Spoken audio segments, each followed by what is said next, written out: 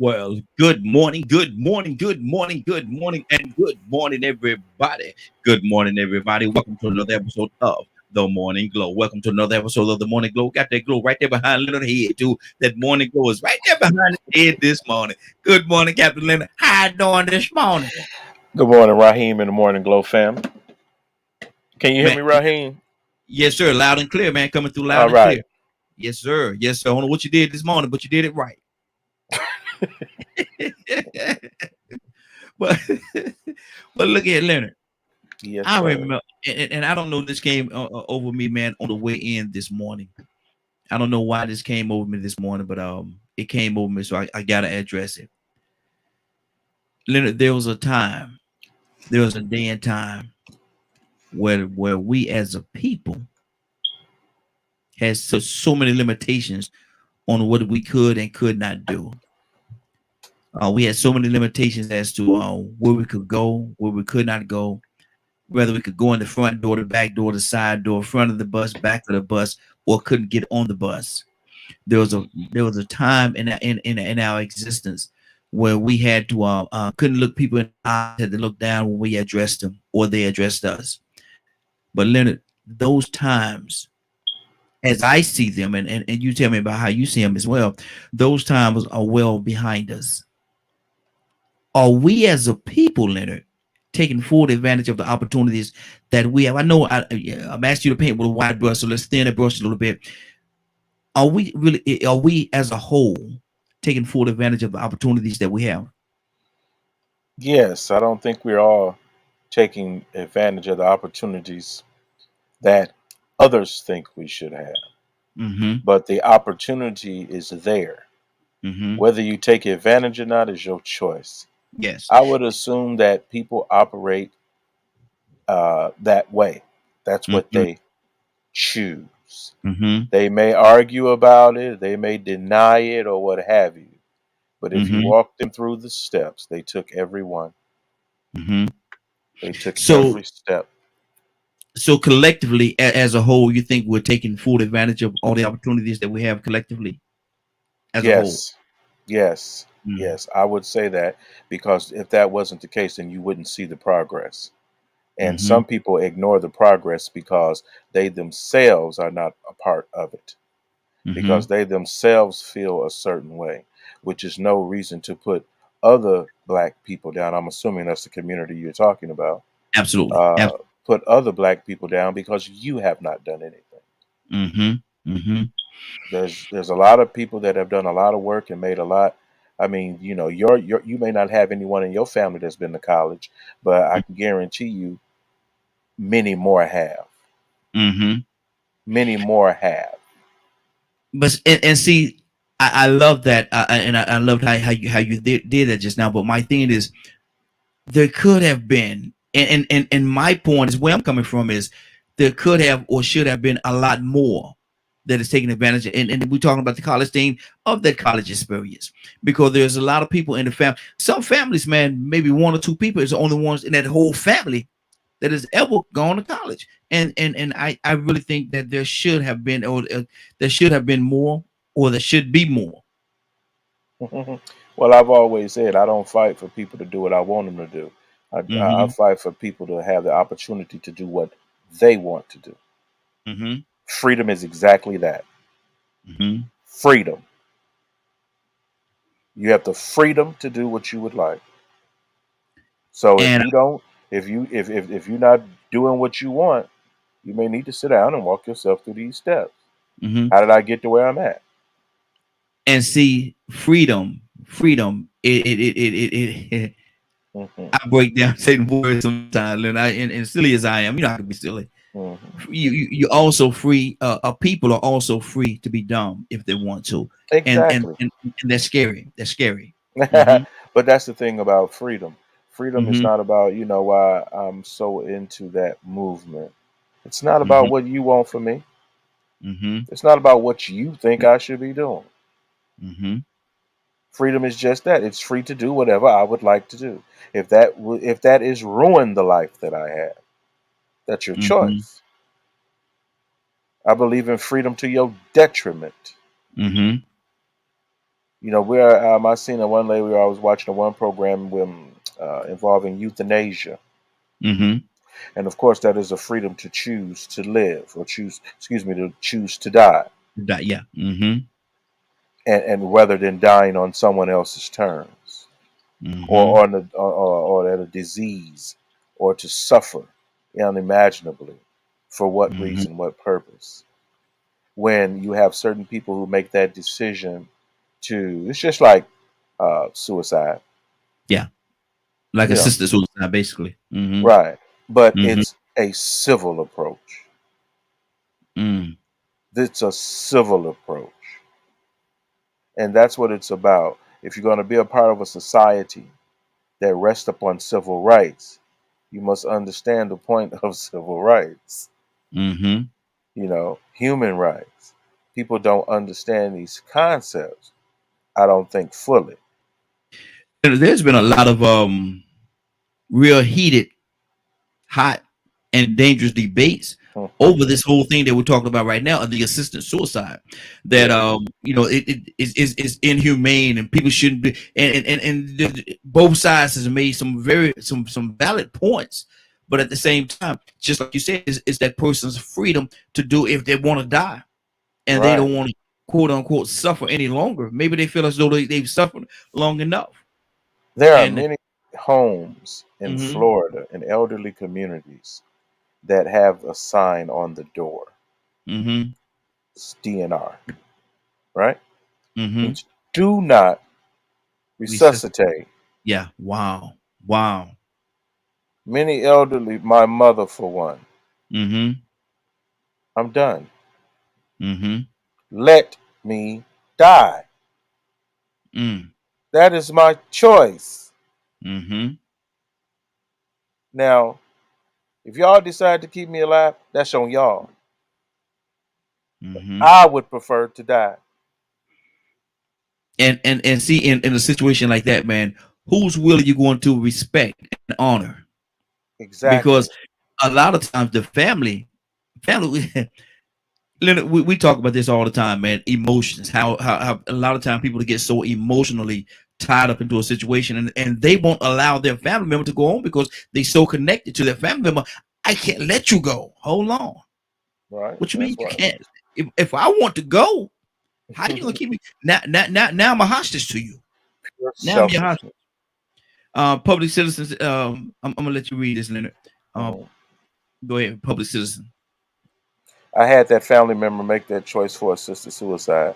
I am sympathetic to that point of view. Let people die with dignity. That's what it's about. That's what euthanasia is Mm-hmm. all about. I remember when, being from Michigan, I started debating the issue in school Mm-hmm. because of Kevorkian. Mm-hmm. Yes. Dr. Kevorkian was one of the Mm-hmm. first to go public with, here in America, I believe, with assisted suicide. A very old man, but that was his point of view. These people wanted Mm-hmm. to die with dignity. Mm-hmm. And that one, if he was able to do that for them, he thought that he should do that for them. As they're like, if you're a medical doctor and you know there's no hope, or there's just suffering, or what have you, why help someone suffer? Mm-hmm. Why continue to help people to suffer, continue to pump them full of drugs and things of that nature, Mm-hmm. when they would rather just die? Mm. And so Wow. people have to learn how to respect other people's choices, even in this movement. Just because I'm black don't mean I choose what you choose. Mm-hmm. I don't Exactly. fight so I don't fight so all of us can do the same thing. I Mm-hmm. don't support for that reason. I support so that black people can do whatever they would like to do without Mm-hmm. being uh, without the obstacle of Yeah. racism. Without being pigeonholed into a certain box. Right. 508-924-3521. 508-924-3521. 508-924-3521. Asking the question, what do you all think? Do you think that Cassandra, good morning, good morning, Cassandra. How you doing this morning? Good morning. Good Cassandra, morning. your phone is very, very low this morning, Cassandra. Because I gotta hear what you got to say. you hear me? Yes, I can hear you better. Cassandra, how do you feel about the what we're talking about right now? Now, this is not our topic for the day. Leonard always want me to get to the topic a little earlier, but we gonna make our way over there. But we talk about the assisted suicide. The assisted suicide. What's that fancy word you use for, Leonard? Euthanasia. Euthanasia. What do you feel about that? Do you think it's right? Yeah? Do you feel it's right or wrong? If somebody want to pass, if somebody want to go, and maybe they've been suffering for a long time. But the family members, a lot of time, like I said earlier, the family is so emotionally tied into that, they don't want their family member to go, but they want to go. Do you think that person should have the option to be have an assisted suicide? Yeah. I mean, personally, I really do, and that does not sit well with a lot of people, but that's just my opinion. Mm-hmm. That yes, oh, if they have been determined to be terminally ill, no recovery, yeah, I mean, because see, here we go again. If they're gonna live, if God wants them to live, they're gonna live regardless of what anybody does. Mm-hmm. Bottom line, I don't care what they're doing. That person is live. If God says you live, you live. Mm-hmm. So I just, for me personally, I have done DNR. So if I get in that position, my family already knows I do not want to be resuscitated. Mm. And if they know that I'm going to be in a state, comatose state where there's no chance for me to recover, I don't do nothing to try to keep me here. Mm-hmm. And I think, and I know that people love people, but I think sometimes it's out of selfishness. Why would you want to see somebody that you love laying there year after year in a comatose state? And yes, sometimes people have come out after 9, 10 years, whatever. But for me personally, I don't want that. Mm-hmm. Wow. Leonard, and that's the thing, man. It goes back to what we said earlier, man. A level of selfishness on our family members' part, because this person has lived, quote unquote, their best life, and now they want to go on and see what the other life is all about. Mm-hmm. But And we have to remember, it's not so much. Now, let's not just narrow this down to people who are just elderly Mm-hmm. or what have you. Mm-hmm. There are other infirmity. There are other things. Being old ain't just a reason just to die. That's Yeah. not it. Mm-hmm. It's suffering what Mm-hmm. you would rather not suffer. That's the issue. It's personal. It's not being imposed on other people. And it's the ultimate right Mm-hmm. that Mm-hmm. a person has. But like some of our ancestors, no, I'd rather die Mm-hmm. than be your slave. Yeah. So Yeah. I'll take my own life before Mm-hmm. I kneel for you. Mm-hmm. That's a choice, man. That's an ultimate choice in human rights to be able to do that. There are some people who will keep you alive just for their own purposes. That's Mm-hmm. selfishness. That's selfishness. Who wants to see people? I can remember my mother who, when she got to the point where she couldn't do everything that she really wanted to do, the Mm-hmm. things that made her happy. Oh, I'm not going, I'm ready. Let me get Mm-hmm. myself together because it's time to move on. It's time to Mm-hmm. move on. But then again, if you have no faith or if you have nothing else guiding you, for whatever reason you choose that path, because you can make euthanasia illegal all you want. You can't do that to suicide. Mm-hmm. Wow. That's true. Suicide That's true. ain't going nowhere. Yeah, that's true. So, Mm-hmm. people love to argue about what other people do with their lives. That is such a big waste of time. Mm-hmm. And that's really what I'm about when I mean freedom. It's not freedom just to do what other black people say. That's not freedom. Mm-hmm. I'm going to sit up here and live my life to do what you think I should do. That's not freedom. It's not when you're not Would making you your consider that? decisions. Would you consider that to be another form of bondage? Well, not necessarily, because you're choosing that. No, no, no, no. You can You leave have anytime to you would live. like. No, I meant from the aspect you say of having to do what black people say you should do. Is that another form of bondage? No, Having to live your life based on that's a what fetish. Wow, wow, good deal. What some of you claim bondage and slavery ain't nothing but a fetish. Mm-hmm. Just because that's something, this is something freakish about you that you enjoy. Having that control. Okay, Cassandra. Suicide or sister Yes, sir. suicide or sister suicide or however it's done. What does the word say about that? Okay. Well, we know that the Bible talks about taking your own life. Okay. Mm-hmm. Mm-hmm. I still have my. Okay. Okay. See, people will get mad at me for this one too. Okay.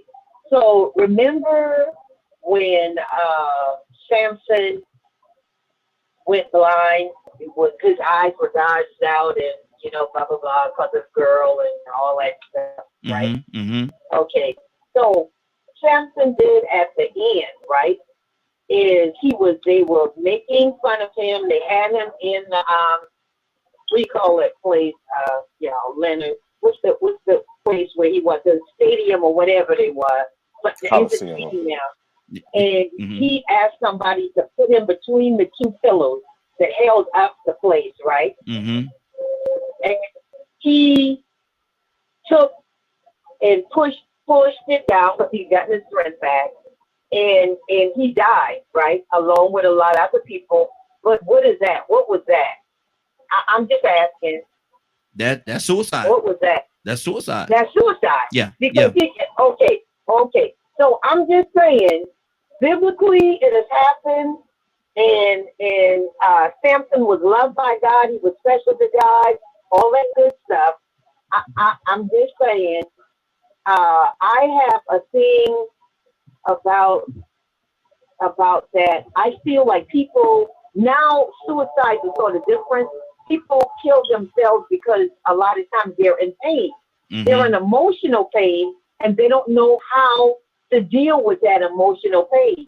So their way out is to take their life. I don't agree with it, because to tell you the truth, this too shall pass. I believe that, because I've been suicidal before. I know what that feels like. Like you don't have any hope. You don't want to live. Ain't nothing getting better. Blase, blase, blase. But if you can get through, if you can make it through that time, you'll realize that life does get better. Life can get better. Mm-hmm. You understand? But and I want to mention other thing before I stop. The other thing is I'm big on people's freedom to choose, right? And abortion, I'm sorry, I'm a minister. I love God with all my heart, but I believe that no one has a right to tell a woman what to do with her body. Absolutely. Because to me, that's fine. I agree with you. I agree with you. Absolutely. And this big push that they're doing right now, trying to make it illegal to do this or do that. Man, come on, man. We're getting so close to communism, it doesn't make any sense. Because they're telling you they're doing. That's what they're doing. Yep. What you gonna do? Put all of these women in jail? What I mean, how you gonna stop it? If a woman doesn't want to have sex, even if you ban it, how are you going to stop it? What you're going to go back to is back to the day when people are going to these hole in the wall places and dying. Okay, I'm just saying. Or the clothes hanger days. You remember clothes hanger days, man, which was terrible and very inhumane. But and I'm not gonna go into the description what I mean when I say the clothes hanger days. I'm sure y'all know exactly what I'm talking about. But Leonard, what's on your heart, brother? Well, I mean, like I said, either you're going to be pro-choice or not, and everything else is hypocrisy. And that whole situation with abortion, guess what? Greatest thing about being a man is I ain't got to worry about doing it. That's a woman's decision. And it should be hers to make. Exactly. The only time I would, put any caution there is if the woman was married. because she's in a union with someone, a contract with someone. Mm-hmm. So, those are the types of things when you look at it from a policy point of view. And just remember, euthanasia is specifically used to define the what do you call it? I want to make sure I said the right word to make it separate. It's the painless killing Mm-hmm. of an individual suffering from an incurable or painful disease. That is specifically what euthanasia, in definition is. Now, Mm-hmm. whether or not they spread that out in some countries to include other things is just based on where you're at. But most places, it's illegal Mm-hmm. for anyone else to do it to you. Mm-hmm. That's why Now, how did Dr. Kevorkian? We spoke about him earlier. He just gave them some kind of concoction and they took. yes, How did that? yes, Okay. yes, Okay. a lot like a lethal injection. Mm-hmm. Mm. A lot like a lethal injection. It's Wow. humane. This is why the courts went to lethal injection, Mm-hmm. because it was so much more humane than what they used to do. Mm-hmm. Hanging, Yeah. firing Yeah. squads, all different Mm-hmm. ways you could think of killing a person. They used to do crucifixion Yeah. is one of them. Mm-hmm. You know, so a lot of people get caught up in, I think, overstepping their boundaries just because their skin is black. Mm-hmm. You know, very rarely do you hear me say things. If I say things like community, I'll let you know what community I'm talking about, Mm-hmm. because that's very important to know. Because when you get in different communities where everyone is black, that's when you'll learn the difference. Mm-hmm. When you're surrounded by hundreds of thousands of other black people that are just as different from you than anybody else, Mm. they're just that different, or people that don't share your views. Mm-hmm. There are certain black people that dislike white folks just as much as white folks dislike them. Yeah. So you have to realize that, what are we going to come together? We're going to come together to do something. Our impetus for being together now is because we have the same enemy. Mm-hmm. But once we finish fighting that and defeat that enemy, then we can go about being ourselves, and really understanding what it's like to be diverse within ourselves. That's not an Mm. evil word.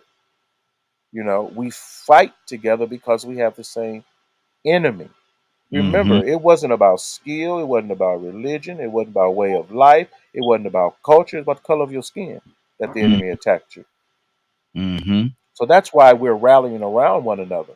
But you have to realize it's hard to do this collective, sometimes I hear people talk about, because everybody ain't in the same boat Exactly. anymore.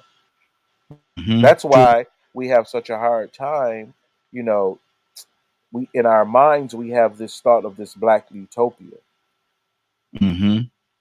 to the point where we look completely past our neighborhood. Mm. How can you Mm. be looking for this utopia and don't look past your neighborhood and understand the difficulties in that, or the impossibility in that? If you're Mm-hmm. if you're if your objective is something that impossible, that means you'll never get there. That's almost like hopelessness. Yes, sir. Setting impossible objectives Mm-hmm. that no one can reach, or is it just to keep your little fetish going? Mm. I'm telling you, this slavery and bondage thing has gotten very fetish in America, where you have people with all the privileges of everyone else. They come and do what they want. They got as much money as they want, but they holler and slave. That don't make sense. Doesn't There's no make sense. such thing. There's no such thing Mhm. as wealthy slaves. No. No. I mean, No. who would choose that? Leonard, I'm gonna tell you something. I would not, but there are some people out there, man, that would jump on that bandwagon, like they're on hot grease, like they're sitting on hot grease. And You but know, it's sad as it is. I'm very Mm-hmm. particular Mm-hmm. about people um, disrespecting and exploiting what our ancestors went through. Mm-hmm. Mm-hmm. There's no what stretch of imagination can I imagine being forced to allow a white man Mm-hmm. to rape my wife Mm. and that be right and that be legal? I Mm. tell people, are you against slavery or are you just against being a slave? That's two very different things. Yes, it is. I'm against slavery, period, Mm. of any other human being. Mm-hmm. I wouldn't even want one. That is filthy to me, Mm-hmm. to even have that type of desire to want to Wow. treat someone that way. Mm-hmm. That's good. That's good.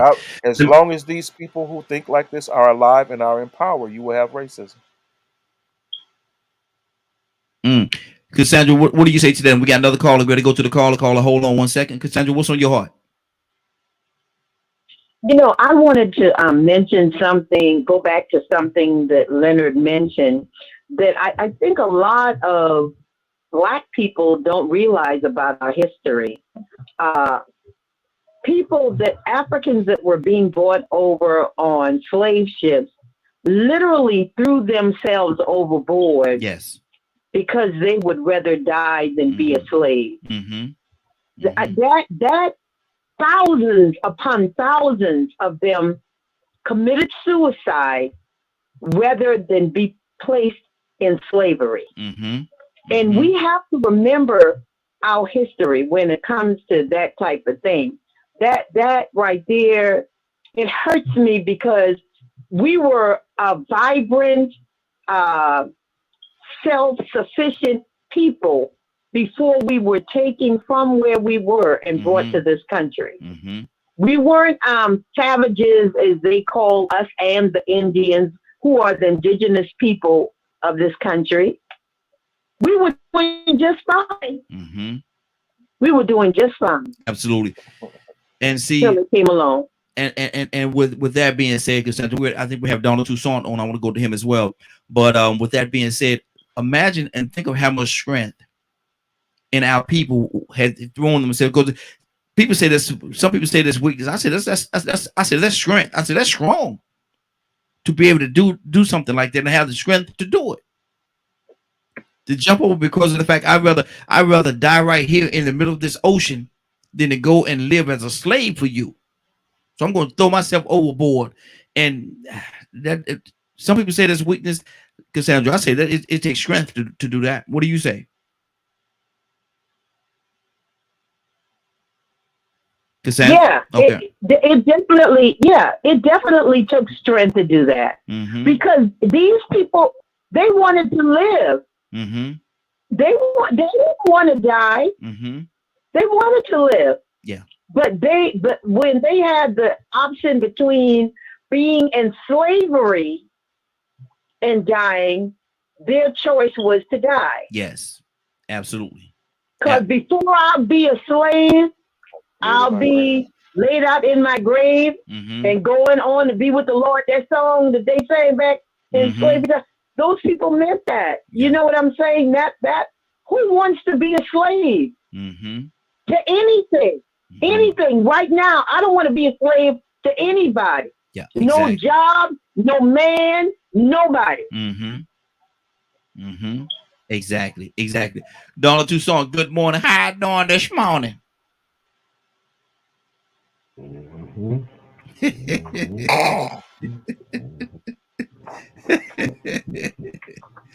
Lord. What's on your heart, brother? Tell everybody where you're from. I'm from Opelousas, Louisiana. No, sir. I live in Pascagoula, Mississippi. And look, I'm moving to Iberville. When you moving, man? Oh, I'll never tell you that. You might know. That may be no problem. There you go. Well, I'm gonna tell everybody where you're from right now. I'm gonna tell everybody where you're from right now, so you know there's no confusion as to where you from. You from Mississippi, brother. That's where you from. That's exactly where you from. Hey, Tucson. Let me ask you this question, man. We're talking about, we got a lot going on this morning, and we started off by talking about as a people we've come and we travel in a lot of different roles, man. The situations whereas we could not do a lot of things, going to the front door of restaurants, riding on the front of the bus, and a lot of different things that we were not able to do. But today is not that way. So my question to you is this, Tucson: have we really overcome and take as a whole and taken full advantage of the opportunities that we have? Some. Mm-hmm. That's why I don't join us. Mm-hmm. I don't join us. Mm-hmm. Because some of what we say is us ain't trying to go nowhere. Mm-hmm. We're reaching back too far. Some of us reaching back too far, and some of us think we arrived. So who is us? Okay. And some are stuck with the mentality, and they reach back when they want to use an excuse. This is their excuse. Mm-hmm. They brought us over here. They all dead. All of those people are dead. Mm-hmm. The people that they brought over were dead. They're dead. Mm-hmm. They're gone. Mm-hmm. So at least I was at least given a better chance. I can only start there. Mm-hmm. I can't go back 400 years back and start 400 years and then come forward. That's too far. That's something that leaves me ignorant about too many things. Just dumbfounded with no understanding, manipulated. People have added and taken away too much information for me to accomplish anything. There's too many blank spots. So I can't build on something that I had nothing or had nothing to do with me. I can't build on slavery. How you gonna build on slavery? I don't even like that. I don't even agree with it. How can I build on something that I don't agree with? It don't make no sense. It's well, if you don't know where you came from, you never know where you're going. Well, I didn't come from there. And I know that our forefathers did. That's good information. So that if you don't know it, then you I don't know if you might repeat it, but we're repeating it in a different way because we enslave our. Wow. We fight for territory that ain't ours. We fighting for the hood. Well, get the minerals out of the ground. If you own something, you don't need that's your land. You have a landlord. Are you fighting with somebody that look like and don't look like you? That looks exactly like you. It don't make no sense. And so we get information, and then we discredit like our parents were stupid. The parents wasn't stupid. Exactly. Maybe they didn't have the whole truth, but they built on the information they had and made their lives better. And they handed over to me and you and gave you a better opportunity. Build on that and shut your mouth. Have we dropped the baton? Yeah, because we're not. Well, we have nobody to pass it to, and we do, but they don't want your baton because your baton sounds stupid. The way you ran the race, they don't want that because here's what we do: we run our mouth. These kids are not running their mouth. They want to do something, but they want Mm-hmm. to have something to do it with. Yes. Yes. But you're giving them information that is sour to them. Mm-hmm. Those folklore. They're looking at your history, and they say, "You mean to tell me that you allowed that type of action? Well, you didn't allow it. We pressed upon you, and they some of them perceive us as weak. Mm-hmm. Mm-hmm. You think? You think? Yeah. Yeah. Absolutely. Um, uneducated fools. Mm. With here's the bad thing about uneducated fools. Uneducated fools with the opportunity to be educated. Mm. And that and Everything that has been goes access. and that So goes here's right the back to my reason why. question. And that goes right back to my question. Are we taking full advantage of all the opportunities that we have? Leonard, what's on your heart, brother? I'm listening because this often comes up as it relates to lots of different issues in the community, Mm-hmm. and the notion that I have of exploitation with Mm-hmm. race. It's not only sad that what white folks have done, but it's also horrible what black folks have done with racism. Mm-hmm. Many of them have used racism as an excuse and completely exploited it when they never suffered it at all. Mm. Never. It's Mm-hmm. just that they make poor decisions. They live for the moment. They just did not choose those things that would bear fruit.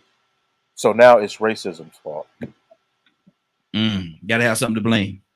You could have this. We often focus, like I say, we are focused on the 10% of black people and try to generalize that 10% across Mm-hmm. the entire group of black people.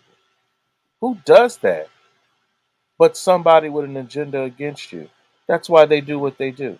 That's why they use this propaganda in the news to make it seem like you was committing all the crime. You know what I'm saying? Mm-hmm. So you have once you realize the big picture, you start to make better decisions. And the big picture is okay. If opportunity is right here, still got to do something. Mm-hmm. I still have a responsibility with my freedom to choose. Before you did not have that freedom. Now you do. So you cannot claim it as racism if you don't get what you want or you haven't gotten what you wanted out of life. Now there's plenty of cases of racism. Just go pick one. You mean there's plenty of that. But when you start attributing it to yourself without facts, without evidence, I'm very leery of those meetings that start off with 400 years. I don't know nothing about that. I'm not just sitting here talking about people 400 Mm-hmm. years ago. No, Mm-hmm. I can go read about that because one thing that's not gonna happen is them people not gonna do nothing else. Mm-hmm. They in cemeteries. So if you continue to live in that reality, you're imposing that suffering on yourself. Mm-hmm.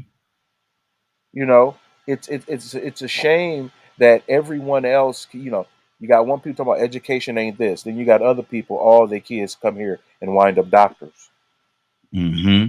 lawyers, business owners, just like clockwork, every single day. People that don't even speak English as a first language come to American public schools and Mm-hmm. succeed above and beyond people that have been here how many years? The whole life. Their whole life. Mm-hmm.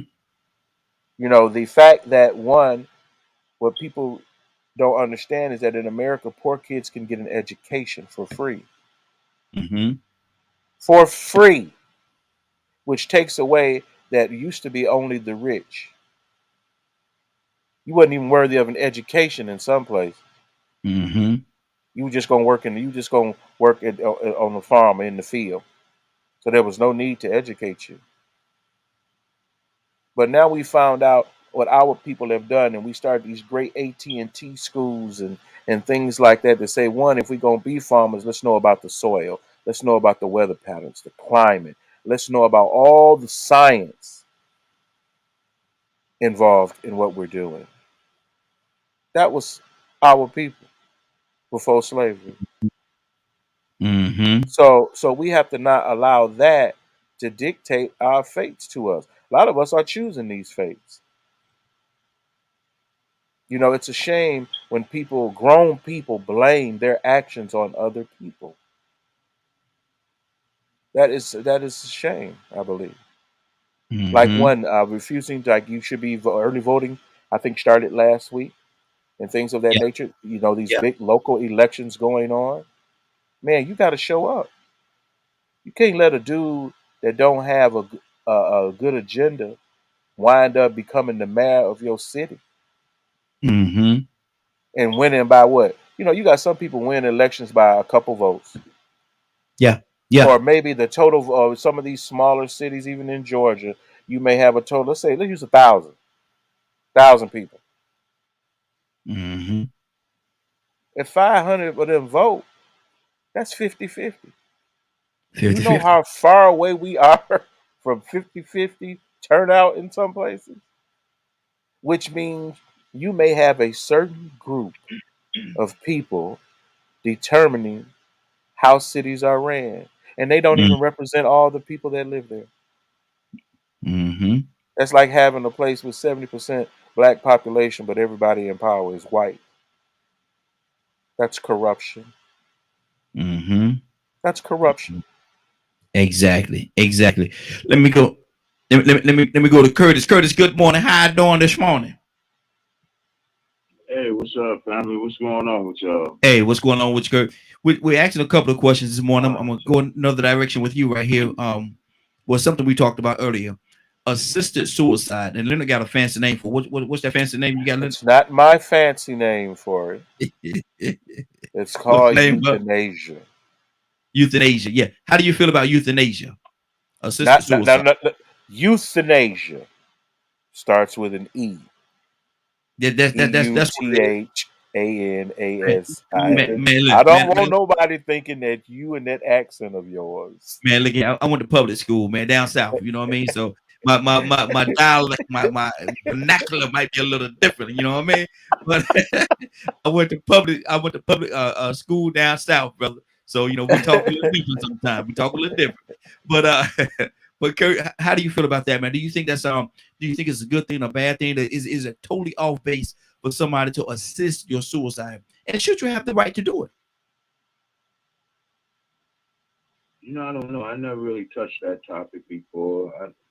If I just think strictly from a perspective of rights, um, you got a right to do whatever you want to do. Mm-hmm.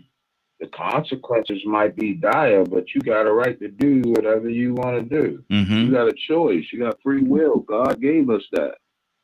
So if you choose to do that, then please understand that there's a cost that comes with that, Mm-hmm. be it spiritual or be it physical Is here it on earth. is it But selfish, Kurt? Is it selfish to do that? Do you think it's selfish? no, I don't think it's selfish. I think mental health, man, certain things people just can't deal with, man. Mm-hmm. And that's what America don't seem to understand. That's probably why. I mean, we just now getting to a point where mental health is actually recognized as a disability. Mm-hmm. Like I'm going through that right now. Like it's just becoming seriously recognized as a disability. Kids and a lot of these kids they are suffering from serious mental health issues. Mm-hmm. You know what I mean? So if a person chooses to involve themselves in euthanasia, then that's what they do. That's their choice, man. Like when we gonna learn to stay out of people's houses, man? When we gonna learn that just because you got an opinion don't mean that your opinion has to always be said. Your opinion don't. What you eat don't make me. Yeah. Like, Mm-hmm. as Americans, we can be a little too. I remember being overseas, and I heard this from a couple of people: Russians, Germans, Turkish, Australians, Spaniards, French. I heard that Americans, y'all just a little too opinionated. Y'all so opinionated.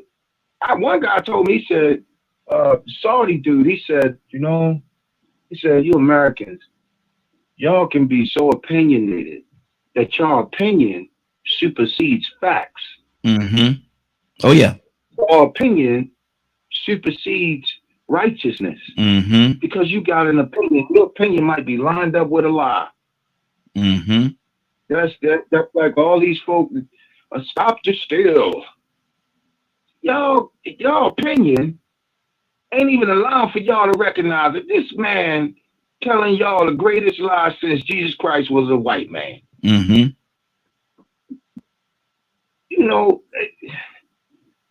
Some opinions, man, I leave alone, man. I don't even entertain because it's not my right. It's not my choice. Mm-hmm. That don't affect me. I mean, some people say a person I believe in is a coward.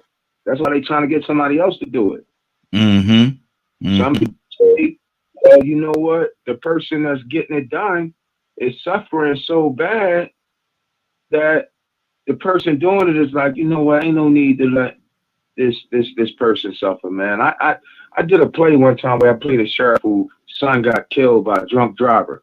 And a priest was at the church doing his rounds, and when he came to see the people at the hospital, he saw this 8-year-old kid. The priest lost his religion because he didn't understand why would God allow for an 18-year-old kid to lay in a bed for 4 weeks and suffer like that. So he lost his religion, but the church never knew it. His wife started writing all of his sermons for him. You see what I'm saying? Like, you never know what could move a person in one direction, man. Like, certain things we need to shut up and get out the way, man. Good deal. Let me go to Cassandra. Cassandra, what's on your heart? You say you had 2 questions. Huh? Oh. Look at. Can't hear you, Cassandra. I said Curtis isn't finished. Okay, Curtis, you something else on your heart, brother? Well, you say you had 2 questions. You had my mind set to answer 2 questions. Let me come back to you. Let me keep a rotation. I'll come back with the second one. Kurt, what's on your? Cassandra, what's on your heart? Yeah, we sing this song.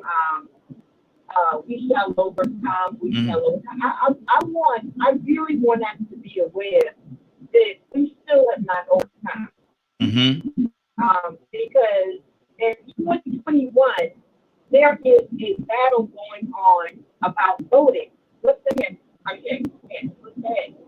Mm-hmm. We're battling in 2021 about voting. That one right there escapes me, but it speaks to this country and where we are in this country. Because anytime you have to have conversations about everyone's right to vote, are you kidding me? Are you kidding me? So we have not overcome yet. Let's just keep singing the song. We shall overcome because we're not there yet. Exactly. What do you say to that, brother? Say that again, Ryan. What do you say to that? We shall. She said we should just keep singing this song. We shall overcome because we have not overcome yet. A lot of folks are still having problems, like my man Curtis just said. Mm-hmm. Some people have not. Some people have issues. A lot of these younger kids that are doing some of these things have serious mental issues or what have you. So one, you need to specify what you're trying to overcome. Mm-hmm. What is it that you're trying to overcome? Because if you're sitting around waiting for everybody to like you, You can get rid of that. You can scratch that off your list because it's probably not going to happen. Mm-hmm.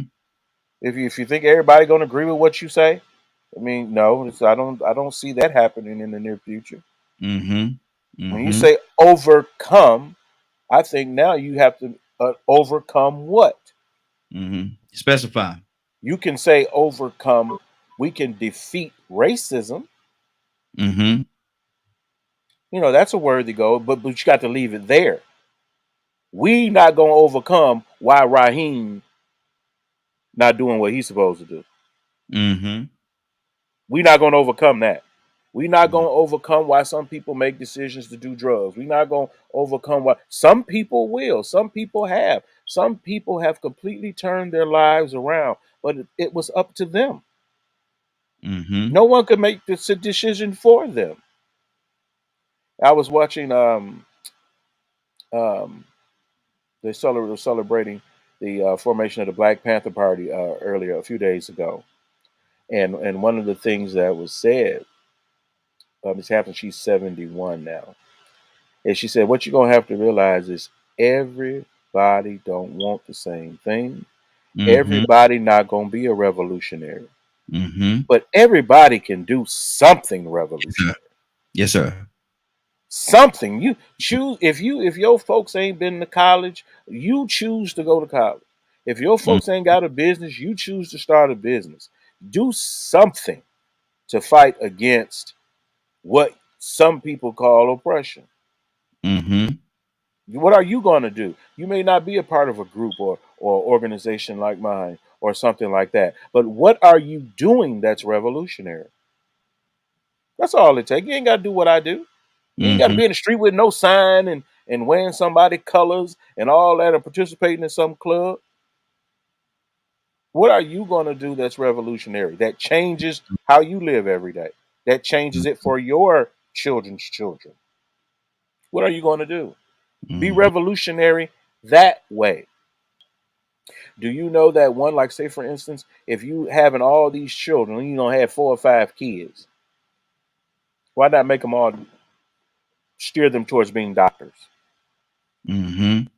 engineers, lawyers? Provide those things for them. As a parent, show the child how important it is to be educated, Mm-hmm. or how important it is to be able to sustain your own lives. Where you have now kids would rather live under their parents' roof than go out in the world and earn their own keep. Man, my freedom was so important to me. I had to have my mother sign papers with me to let me go. Mm. Because I was so young at the time I had made the decision. I wasn't even old enough to enter into a contract Mm-hmm. with the United States government. Yeah. So she had to sign on with me as my parent for me to participate in a delayed entry program into the military. Mm-hmm. Those types of things. So we have to get our children a lot closer to living life and enjoying life. Mm-hmm. You don't sit there and make children believe that they gotta live in them neighborhoods, that they just can't do nothing else, that they shouldn't even desire to do other things. Mm-hmm. That's almost abuse, ain't it? Man, stop that foolish talk about you gonna leave this neighborhood. We all been in this neighborhood all our life. What you think you gonna be good enough to get out of here? Man, that's crazy. That's crazy. That's So crazy. we have to motivate people, and I'm so glad other people are role models for that. Mm-hmm. That you can accomplish anything that you put your heart to, that you put some Mm-hmm. hard work into. Like we were talking about before, you used to have a job. Mm-hmm. Now you're doing what you want to do. Exactly. Exactly. And good morning from Vietnam. I don't want to butcher your name. You might be able to say that name. I can't say it, but Mm-mm, good mm-mm. morning. We're gonna leave it. We're gonna use Yeah. Sheik UTUYT. Yeah. SHAKUYOUYT. Let's say UYT. I like that. UIT. UYT. Good deal. Yeah. Good and good morning. Good morning. Good to have you this morning. I'm glad that you joined us. Rico, good morning. How you doing this morning? Man, I can't complain. Grand rising to everybody, man. Hey, good to have you, brother. Good to have you, man. Good morning, Rick. We're going to jump Good off in. morning to you, bro. We're about to jump off into our topic for the day, man. But what we're talking about right now, Rico, we're talking about two things: overcoming. There was a time we couldn't ride on the bus, the front of the bus. We had to get on the back of the bus. Couldn't go in the front door of the stores, the restaurant, or whatever, what have you. Now we're able to do those things. Now we're actually able to do those things, and we have greater opportunities now. But Rico, as a whole, now, do you think we taking full advantage of the opportunities that we have? I mean, of course not. Mm-hmm. Everybody is taking advantage of the full opportunity, and some choose not to. Some Mhm. choose to not participate in this illusion we call the American dream, Mm-hmm. the opportunity to thrive in this thing you call the American dream. Some people choose not to participate because they see that it's a trickle effect of non-stop poverty and evil. Somebody has to lose Mm-hmm. in the system that we live in. So, you know, I heard Leonard say that about being a revolutionary, changing up, going against the grain. Sometimes, you know, he was right. It doesn't have to be physical. Sometimes it's just a state of mind. Sometimes it's a thought process that you got to change, a mental revolution. Because whether we realize it or not, we're suffering from mental side. Mm-hmm. Somebody has been killing our minds and programming us with what they want us to think and the trends they want us, the directions they want us to go in for centuries, especially after the invention of media. Once they started getting radio and television, education. I mean, just think about it. Mm-hmm. We talk about how bad the education system is, but really the basic education system still doesn't fully educate you with everything out there we should know. You have people right now at 40, 50, 60 years old still learning things that they feel like they should have known a long time ago, but it wasn't in the curriculum because somebody dictates that. Mm-hmm. So, you know, we haven't, actually some of us haven't wanted to, some of us have participated and then backed up from it. Like me, I found out a long time ago that money don't mean everything. Sometimes you can be on the outside looking in and think just because you see people have material things, they have the nice homes and the picket fence that you dream of, the swimming pool in the backyard. You don't know everybody in the house getting their tail kicked. Mm-hmm. So, you know, when you start seeing the Jeff Epsteins and the R. Kellys and the people that live by a double standard because since they have money and have the finer things, all the access to whatever they want, all their desires is at their hands, whether it's good or bad. Some of those people are the recipients of the bad end of that, and they didn't get no justice. Mm-hmm. So, you know, now we truly haven't overcome, but at the same time, you know, in what manner of overcoming are we trying to overcome? I mean, is everybody on the same page? Mm-hmm. When you start talking about having a revolution, when you start talking about success, what is everybody's idea of success? Some people's idea of success does not involve the next person having one penny. Yeah. Yeah. It involves them having everything. Mm-hmm. They don't care if you black, white. They don't care if you their child. They want it all. Mm-hmm. And I got mine. Too bad you didn't get yours. Or maybe you need to play ball. Maybe you need to join into the fraternity and do some of the things we do to fit in before you're allowed to have access. Because sometimes people can disallow you from certain fraternities or crowds or organizations that have the potential to create trends. The people that have power. You think about what went on with John Gruden. That's a special little group of friends that was passing those pictures of those cheerleaders around. Mm-hmm. That was a special little group of friends that came together and said, well, hey, let's get them down here to this island, take them to the new beach park, and then tell them to leave all their technology behind, leave them to the point where they are totally dependent on us because if they're co-raised, how they going to get back home? Mm-hmm. They did a organized group, Jeff Epstein, get them out there on a deserted island somewhere private, and then tell them swim. You want to leave, swim. You got a long way to go, baby. Yeah. Might drown. But what you can do, you come on back here, cooperate, take that top off, and open them legs. So some people don't want to participate. You know, what way are we overcoming? What is success? What is overcoming? Is it access? Is it accomplishment? Are you making the efforts towards the things that are honorable? Or are you just making the effort to consume and be just as greedy and low down as the other people that you consider successful? So no, we really don't. We really haven't as a whole. We can't as a whole until we find out exactly what we want as a whole, as a unit. Good deal. Good deal. Phone lines are open. Give us a call, 508-924-3521. 508-924-3521. Phone lines are open. Toya with a T, good morning. How you doing this morning? And Cassandra, come to you next. Good morning. Good morning. Hello. Man, we got a few things we're talking about this morning, man, and I need to know how you feel about assisted suicide. Assisted suicide. I can't say that. I can't. I went to public school. I can't say that word. Look, it wasn't even our topic for today. Was no, it's not our topic. No. We're going to get to the topic. Euthanasia. Yeah. There you go. You know, let them went to them fancy schools. I didn't have one privilege to go to them fancy schools like that. But euthanasia. How do you feel about that? Do you think it's right? Do you think it's wrong? Do you think a person should be allowed to, if they so desire, to have somebody to assist their suicide? Should it be allowed to do that?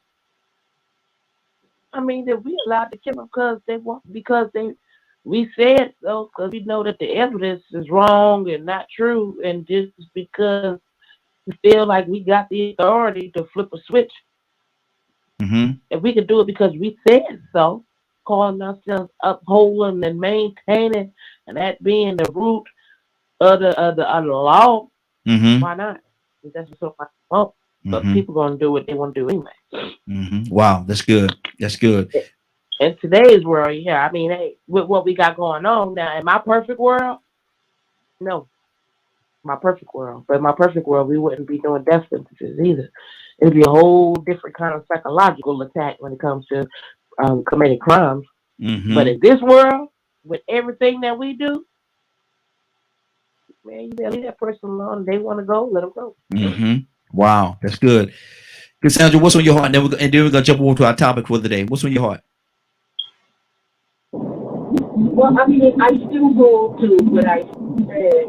I feel like it's that person's choice, and especially terminally, if they're terminally ill, I think it should be their choice whether they stay around and continue to suffer.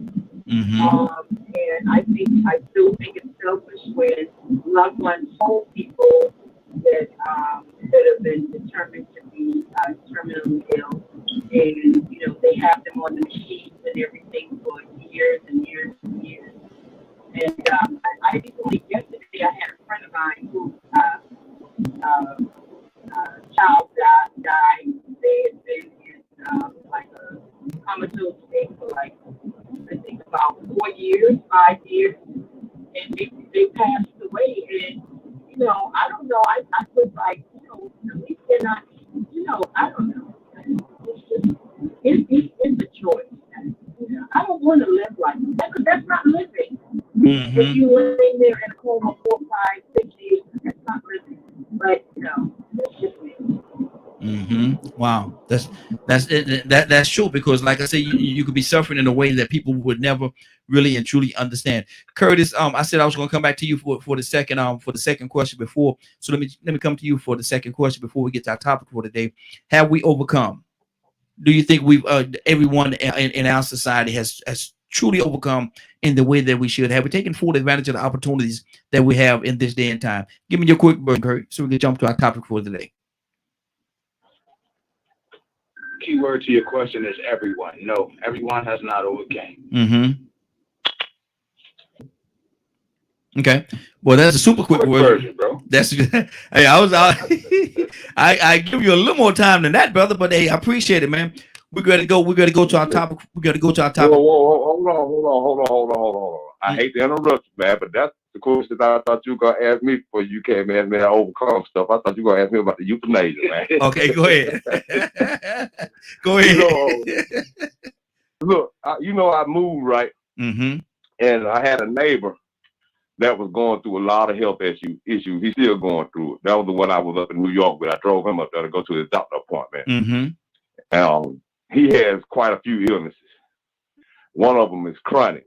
And so, when I first seen him before I met him. You know, he used to work at ESPN. He moved down here, and I used to see him sometime at 3 or 4 o'clock in the morning walking around. Man, it would be cold outside. I'm like, man, what's wrong with this dude? And so I finally got to know him. Found out he had an illness. So then I saw he was struggling. I made the offer to him when I moved. Look, man, I see you've been struggling. You were wondering about if you were going to have a place to live or whatever. You save yourself some money and we just move in together. So now he's my roommate. Now I understand what he's really going through with his chronic illnesses. And so my understanding since, I mean, I always had felt that it was a person's right. But after, you know what I'm saying, being around him and realizing that there is a such thing as chronic pain that is never ending, I agree with it too. You know, now don't get me wrong, there might be some sick-minded person out there that just want to leave here just because they something ain't right with them. They ain't got nothing wrong with their health. No, it ain't for them. It's for those that's terminally ill or chronically ill. Because this man, when I tell you he's in pain 24 hours. 24 hours, and then sometimes it lightens up. When it lightens up, when it eases, you think he isn't in pain. He's still in pain. He just learned to cope. He just learned to cope. So I never did. Now, I mean, when I heard him say that it was non-stop, I was like, well, I get what he's saying, but you know, sometimes people exaggerate. Yeah. Now I know when you hear him at 2 and 3 and 4 in the morning crying, moaning, he hoping ain't nobody up hearing him, but I hear him. Oh, I'm like, God, I can't even imagine being in constant pain 24 hours of your life to the point that sometimes you don't even sleep for 2 or 3 days. Man, I'm seeing it firsthand. Wow. And it was funny because I saw the story came up last week about a woman that had won a court case to get euthanized, and then I think they turned it around again, and what type of chronic pain she had. And I had, you know, before then I had been asking myself, saying to myself, you know what, man, I wonder if I could put up with that, because I know how I am about a toothache. I know how I am about certain pains that actually they relent sometimes. They actually let up sometimes, and I still feel like, man, I'm gonna take a gun and I'm gonna do this and that. It hurts so bad. This man ain't even got no type of relief. And so, you know, after I sat back and watched what he was going through, I was like, man, I can understand. Now, looking at his face, sometimes I could tell that that's a thought that is right in the back of his mind, but he won't let it penetrate. Yeah. He will not let it penetrate, but you could tell by the look in his face that he wished this would just damn end. It's real. Yeah. I'm here to tell you it's real. Oh, God. Thank you, Jesus. Wow. It is real. Let me and see unless you've experienced it like Rico has experienced it firsthand, a lot of times you would say, man, anywhere in the world this person is going through this all the time, 24/7, all the time, bro, all the time, and you wouldn't understand it. You wouldn't understand it because, you know, that's not a road that you ever traveled down. You never had to deal with that. Toya, let's talk one more second before we get to our topic. We're gonna get to our topic, I promise. But Toya, what's on your heart? You know me, I said it yesterday. We take for granted little things because it ain't because your household or your body's not like that. Everybody's like the same thing. Oh, but you can't see pain. We take it for granted. And we have no idea how blessed we really are at times. You know, it's unfortunate, but that same kind of pain, you know, I hate to have to say it, but suicide, that pain is just as heavy as the physical one, unfortunately. The torment in your mind of not wanting to live, the pain being carried from some of the things that you've been through that you did not overcome.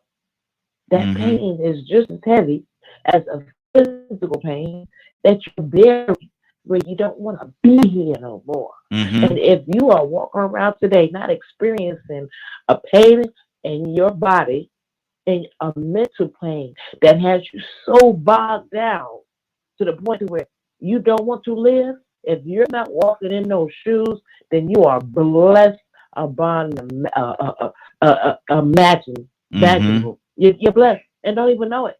So Mm-hmm. don't squander away and don't take for granted simple things like having a body that is Yeah. pain free, having a mind that is pain free Mm-hmm. because it's real. Mm-hmm. Wow. That's good. That's good. We got let me see. We got another caller. Let me see what this called. Got another caller. VP, good morning. How you doing this morning? Good morning. Morning, Pete. I just called, literally. Yeah. It ring. It didn't ring? No. Oh, okay. That means you on a VIP VIP list, brother. You on a VIP list. What do you think about a person assisted suicide and a person being assisted in the suicide because of the fact that they're suffering so much and they've been and have gone through so much in their lives and they want this thing just to end? Is that right or wrong? Should they be able to do that? You said assisted suicide? Yeah. Like I helped them commit suicide? Yes. Isn't that like second degree murder? Not violently, not like suicide by cop, not violently, but like somebody putting a dog to sleep. Euthanasia.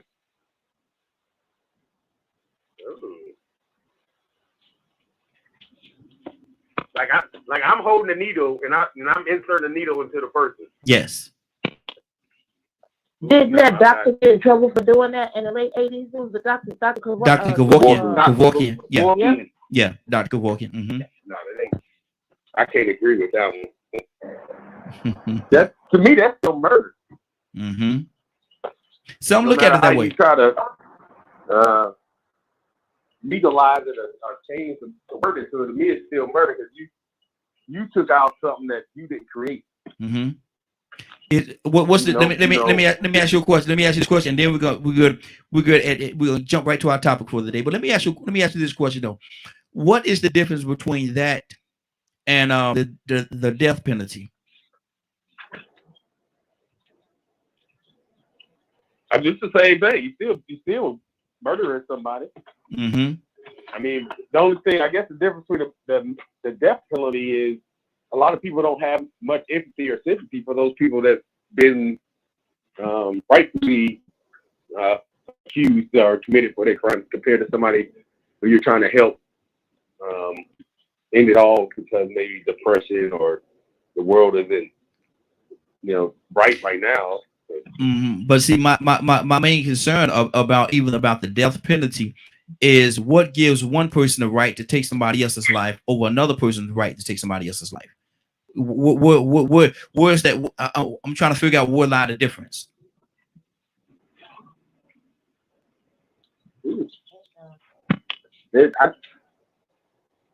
Man, I ain't mean to bring you in on the tough question, brother. I ain't mean to bring you in on the tough question like that. Oh no. I'm trying to think of a way. That was more of like that's conscious type thing because say somebody come in and they murder our whole family. Mm-hmm. To me, that's one of them things. You live by the sword, you die by the sword. Mm-hmm. So if you have no remorse to go in and murk people like that, then you shouldn't feel like you should get that same feeling on the other side. Okay. I may not be able to want to do it, but there's somebody out there ain't got no problem. Mm-hmm. Now, I don't agree with anybody. Going in and creating killing people and stuff like that. I don't agree with that. But if this person did go in there and kill 4 or 5 people or what have you, what give one individual the right to go turn around and kill them? What make what they're doing better than what they did? Because both of them, Cassandra, both of them are murder. I'm a little confused. Both of them are called murder, though, right?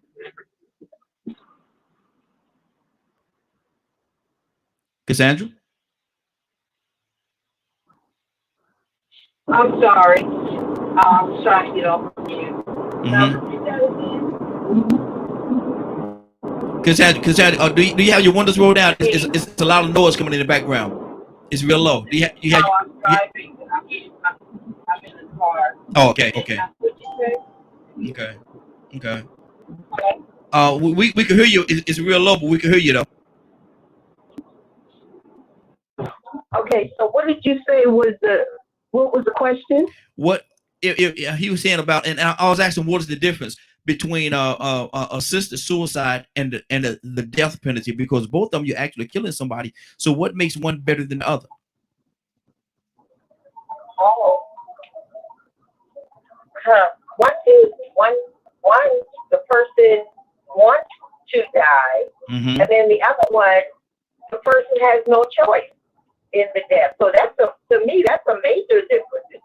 Mm-hmm. With euthanasia, when someone is terminally ill and wants to die, that to me, that's two totally different things. Yeah, but see, That's their choice. mm-hmm. When someone is being executed for a crime or whatever, they don't have a choice in that. Mm-hmm. Mm-hmm. I can But agree with with that. euthanasia, they do have a choice. Mm-hmm. I can agree with that. That's the difference. I can agree with that, but let me throw another little thing into the question. Both of some people look at euthanasia, and I hope I said it right. Some people will look at that as being wrong. You know, you shouldn't do that. You know, you're killing somebody. You're killing somebody. Well, if that be the case, you know, true indeed they want to. They've been suffering for a long time, and they want to. So that's true. That's fact. But some people still look at it. Well, you're killing them. You're killing them. You kill them. Well, when somebody commit murder or something like that, or they get the death penalty, you're still killing that person too. So both of them are They're providing a service. Mm-hmm. They're providing a service that you have an option to use. They ain't forcing you to use it. They're just saying, you know what, if you're in so much pain Mm-hmm. to the point where you feel like it's unbearable, Mm-hmm. I got this solution that we could put in a bag and put in the IV and count you down and let you do what you want to do peacefully. Mm-hmm.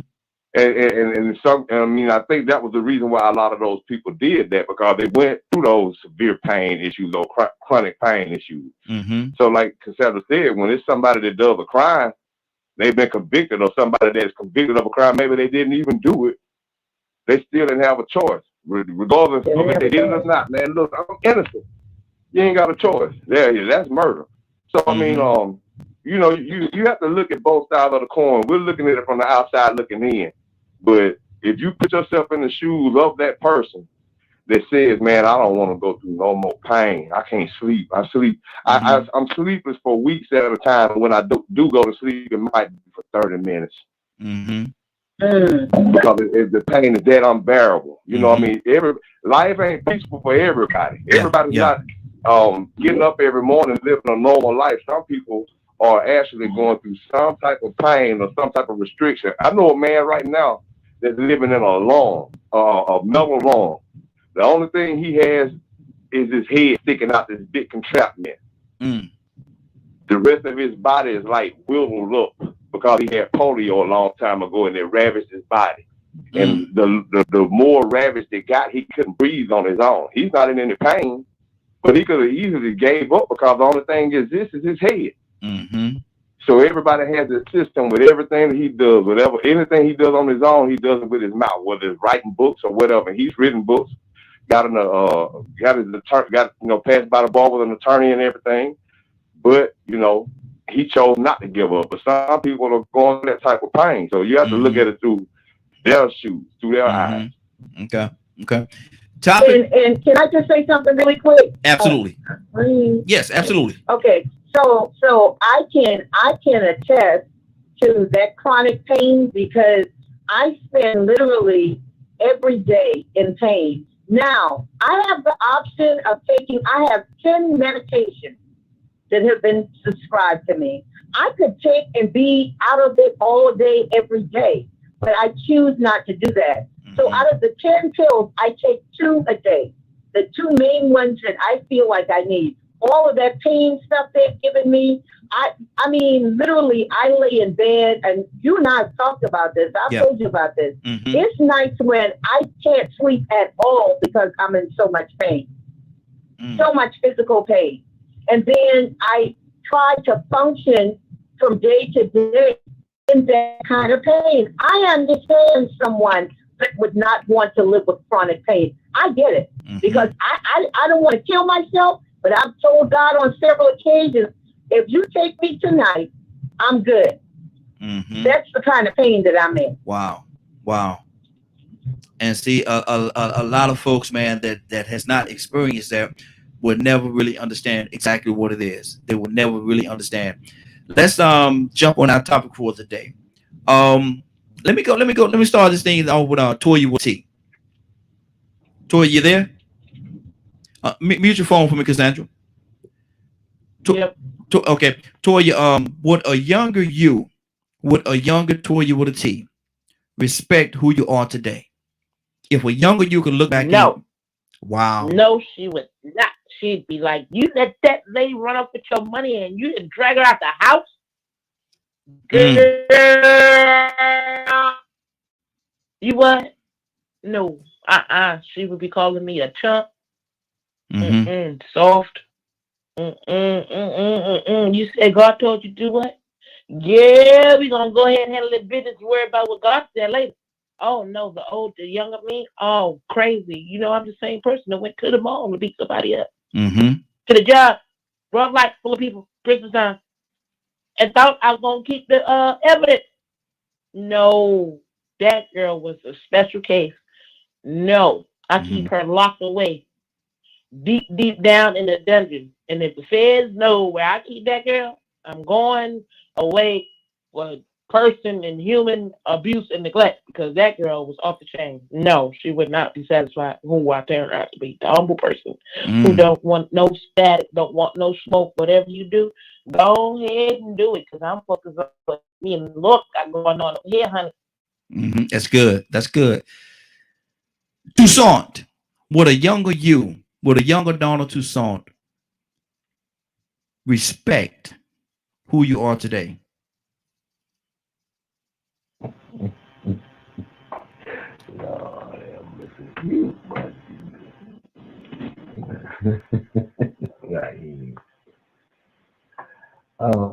No, I mean, I have to say no, because wow, younger me had potential that and desires that he had every intentions of reaching.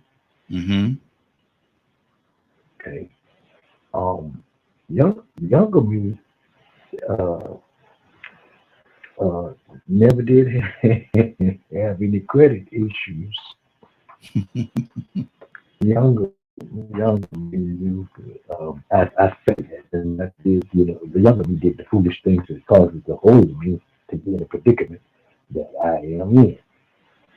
So that's a twofold thing. The older me wouldn't care what the younger me felt. Wow. But to be honest, the younger me,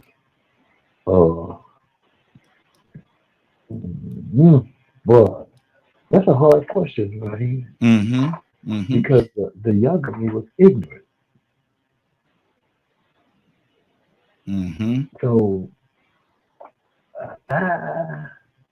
then I have to look and say the younger me still exists because they're my kids,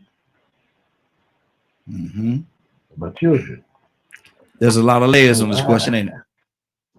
Yeah, there's a lot in that question. Too much for me to really answer. I'm sorry, but I can't dig into that one because vision. We had drive and heart that, I look at some opportunities that I had, and yeah, I don't know. I think it's Rico turn. Good deal. And Public Citizen said, I love this question. Public Citizen, and if you're available, Public Citizen, give us a call, 508-924-3521. 508-924-3521. Give us a call. We'd love to hear from you. Leonard, what do you say to that, man? Would a younger you respect who you are today? Yes, because the younger me was just I'm not very different. I'm not as different. I'm not that different. Just more, I just more mature. I have more responsibilities now. But when it comes to thought processes and things of that nature, I'm pretty much the same. I think the younger me took more chances Mm-hmm. more than anything because I didn't have anything to lose. So was it more adventurous? Oh, most definitely. Well, you know, like my mother say, well, I don't know about what you did after you left my house, Mm-hmm. but she didn't have a whole lot of, issues before you left my house. So Mm-hmm. whatever you did after that was your doing. Mm-hmm. And I've done a lot of things, but I've never gotten to the point where I've disrespected myself, really. Mm-hmm. That's good. That's never been a big issue with me. I'm still the same person. I control myself more. Mm-hmm. I'm used to, yeah, I used to come across the table at you, Mm-hmm. very quickly. But now I'm a lot more reserved, I would say. And but that mind is still there. That Mm-hmm. thought process, like sometimes I tell you, I still feel that way inside. Mm-hmm. Yeah. I look in the mirror and I know I've aged. Mm-hmm. Mm-hmm. But other than that, I was still, standing. I was religious individual. Mm-hmm. You know, um, I had moral values and ethics that I still live by today.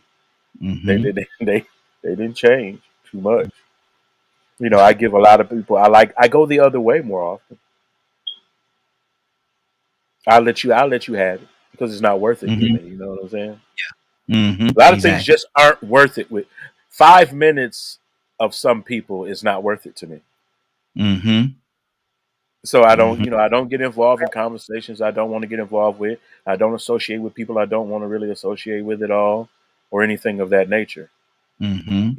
So one, I can be who I've always been because I'm not running from anything or anything like that.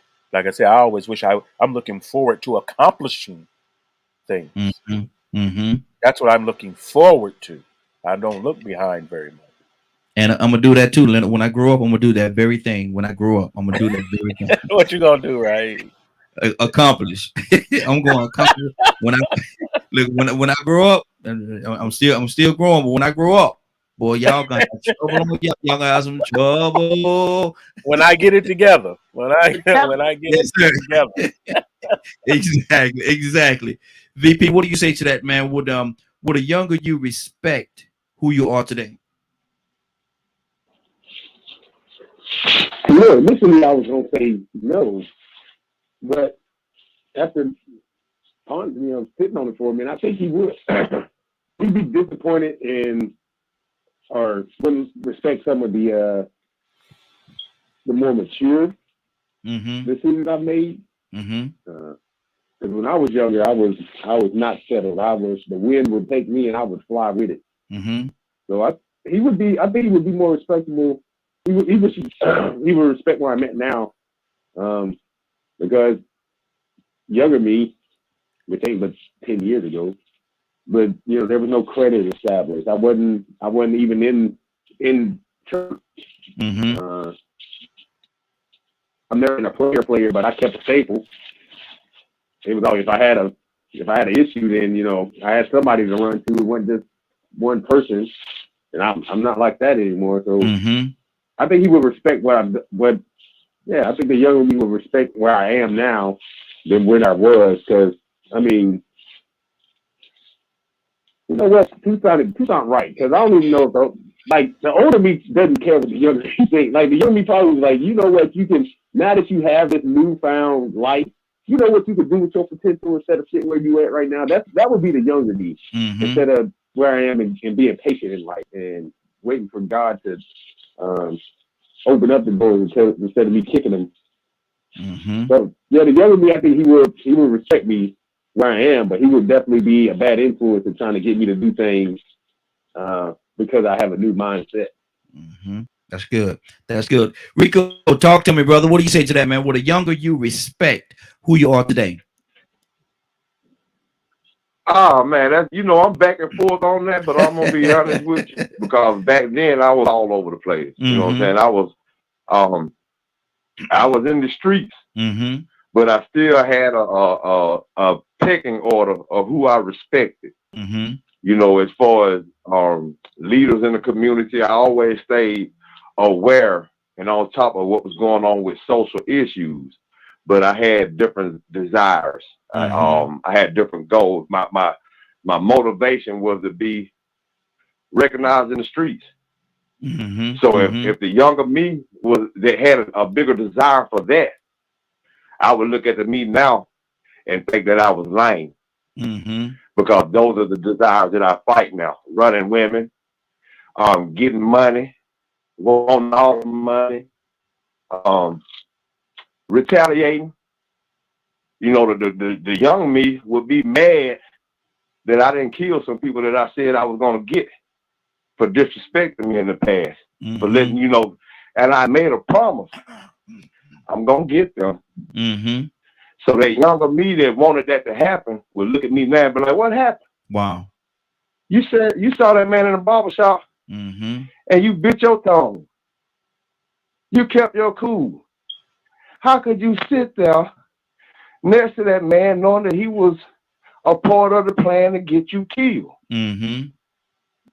How could you sit there next to that man and listen to him talk about him, his children, and his grandchildren, and he don't even realize that him and his brother shot your car with you in it? Mm. He don't even realize it's you, Rico. Choke him out now. Mm-hmm. But see, to me in the past, I'd have turned that barber shop out, and I'd have went on the run. Mm-hmm. Mm-hmm. And been happy until I was paranoid and looking out the window.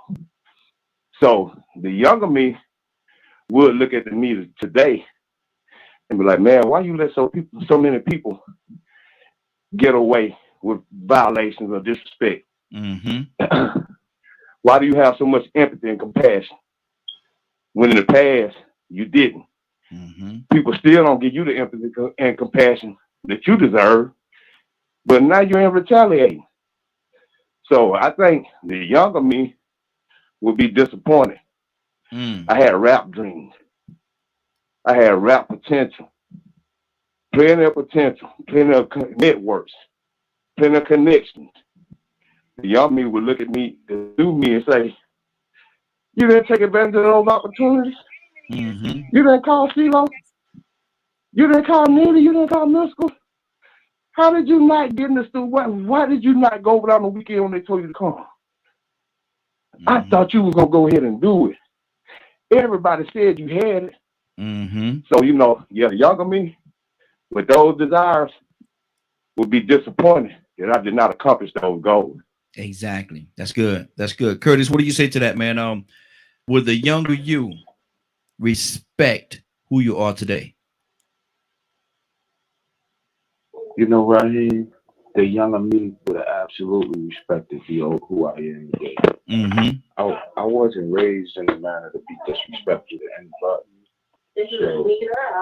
So that's where I'm at. Okay. Okay.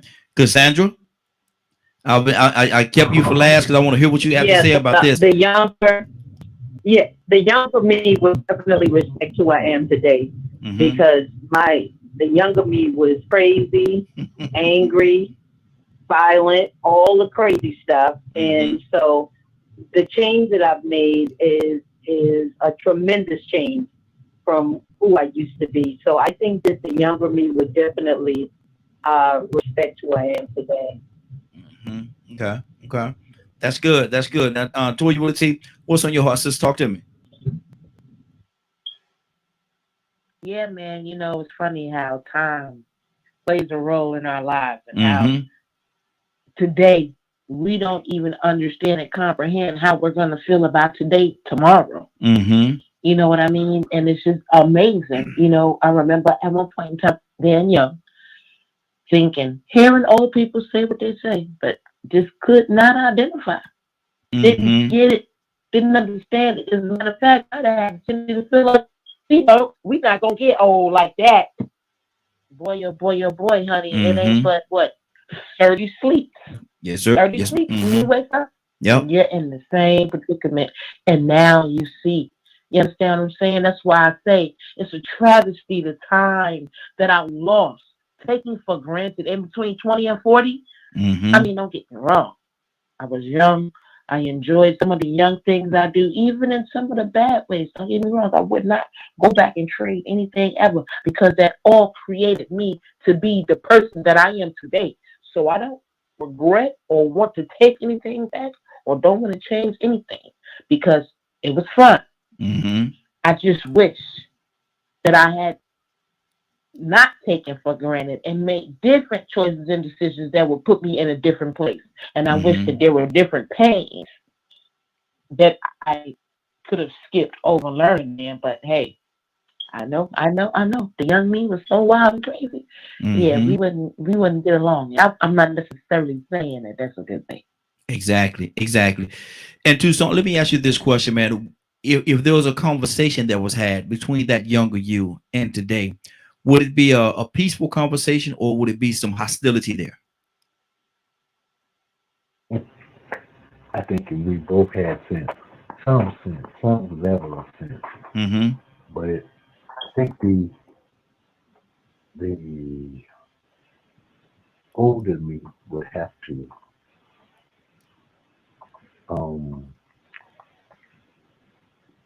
slow the younger me down.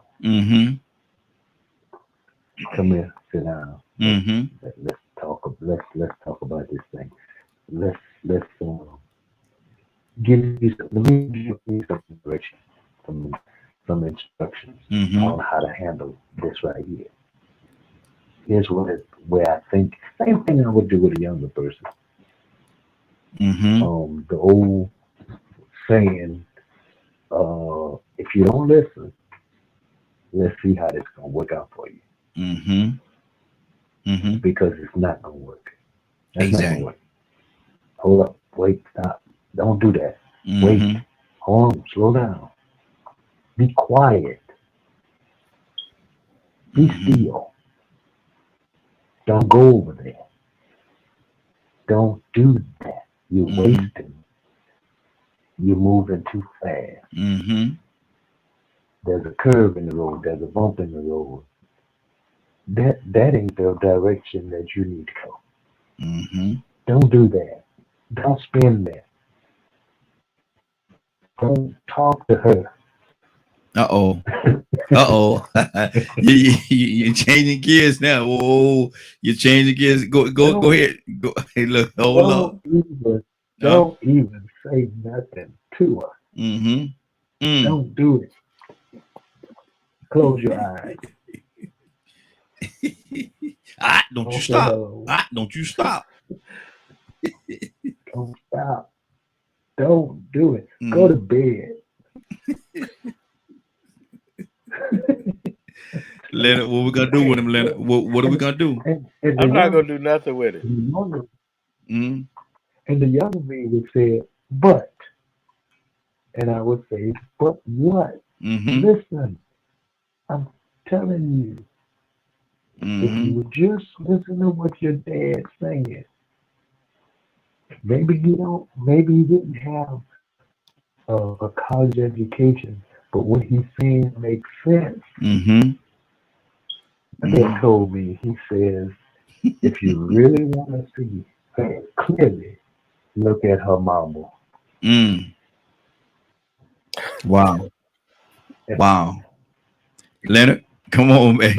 Go ahead, Tucson. Finish your thought. No. Finish your thought, brother. No, because boy, I'm like, wow.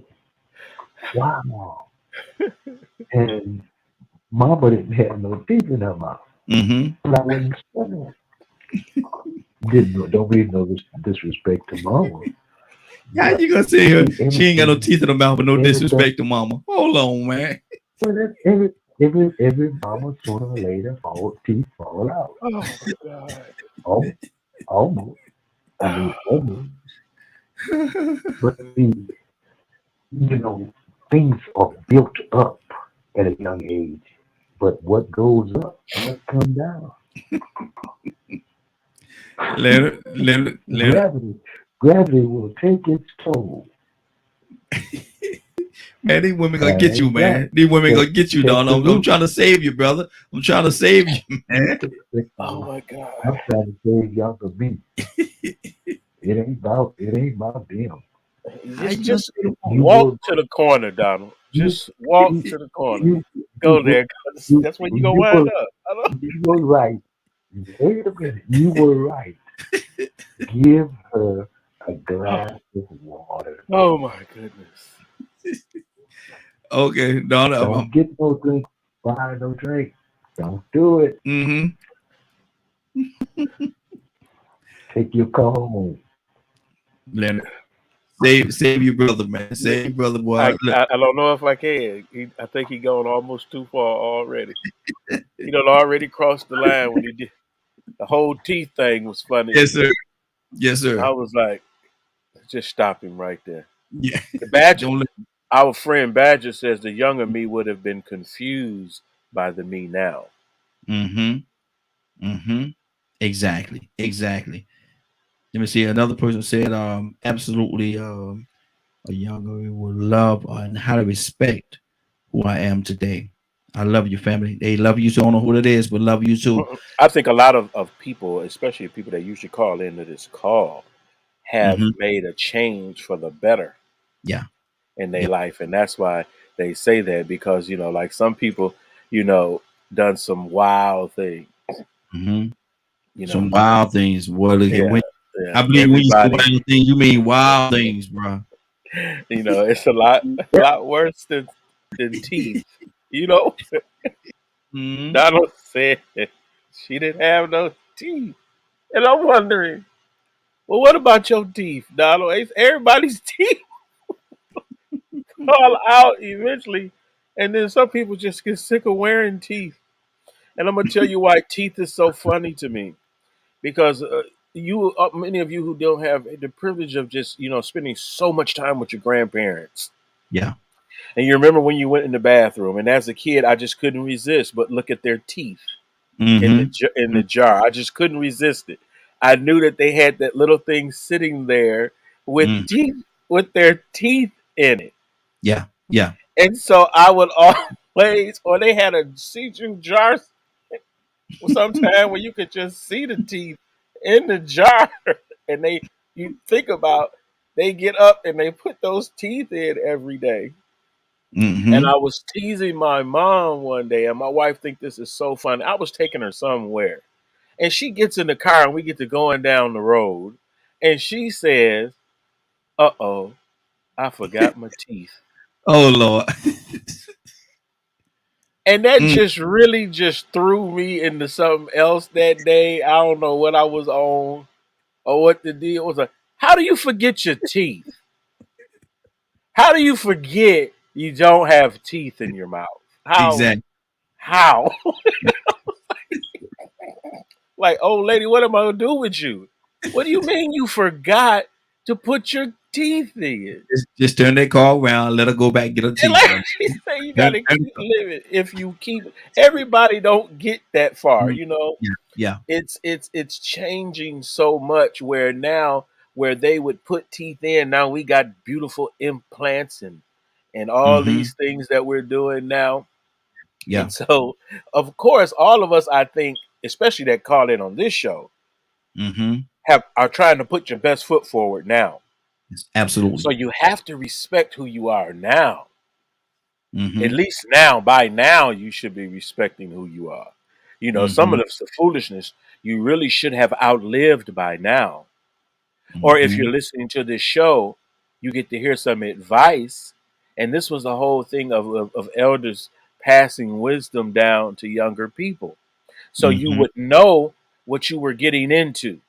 Yes, absolutely. Because they've grown, they've seen things like Donald was mentioning about. Man, come on, women gonna come and go. Like Mm-hmm. my man, Public Citizen online just said, I think many of us have asked us that question that has told us at one point, why did I ever talk to her, or why did I ever Mm-hmm. do this or mess around with her? Period. I guess every guy would have that.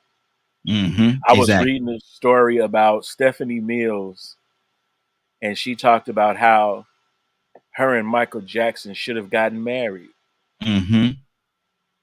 And she's now coming out with the story of how close they were and how she could have protected him more from things and been there as his person to lean on and things of that nature.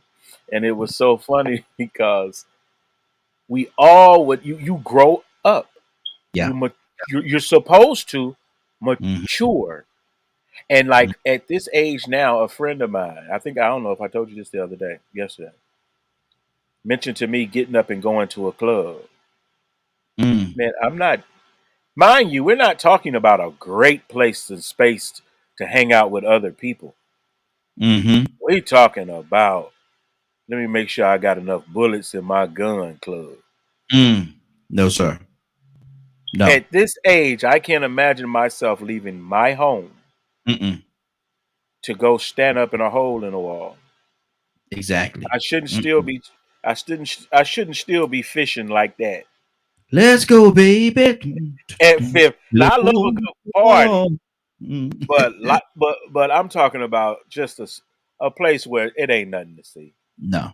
Ain't nothing new in that place. Okay. Exactly. Rico, talk to me, brother. What's on your heart?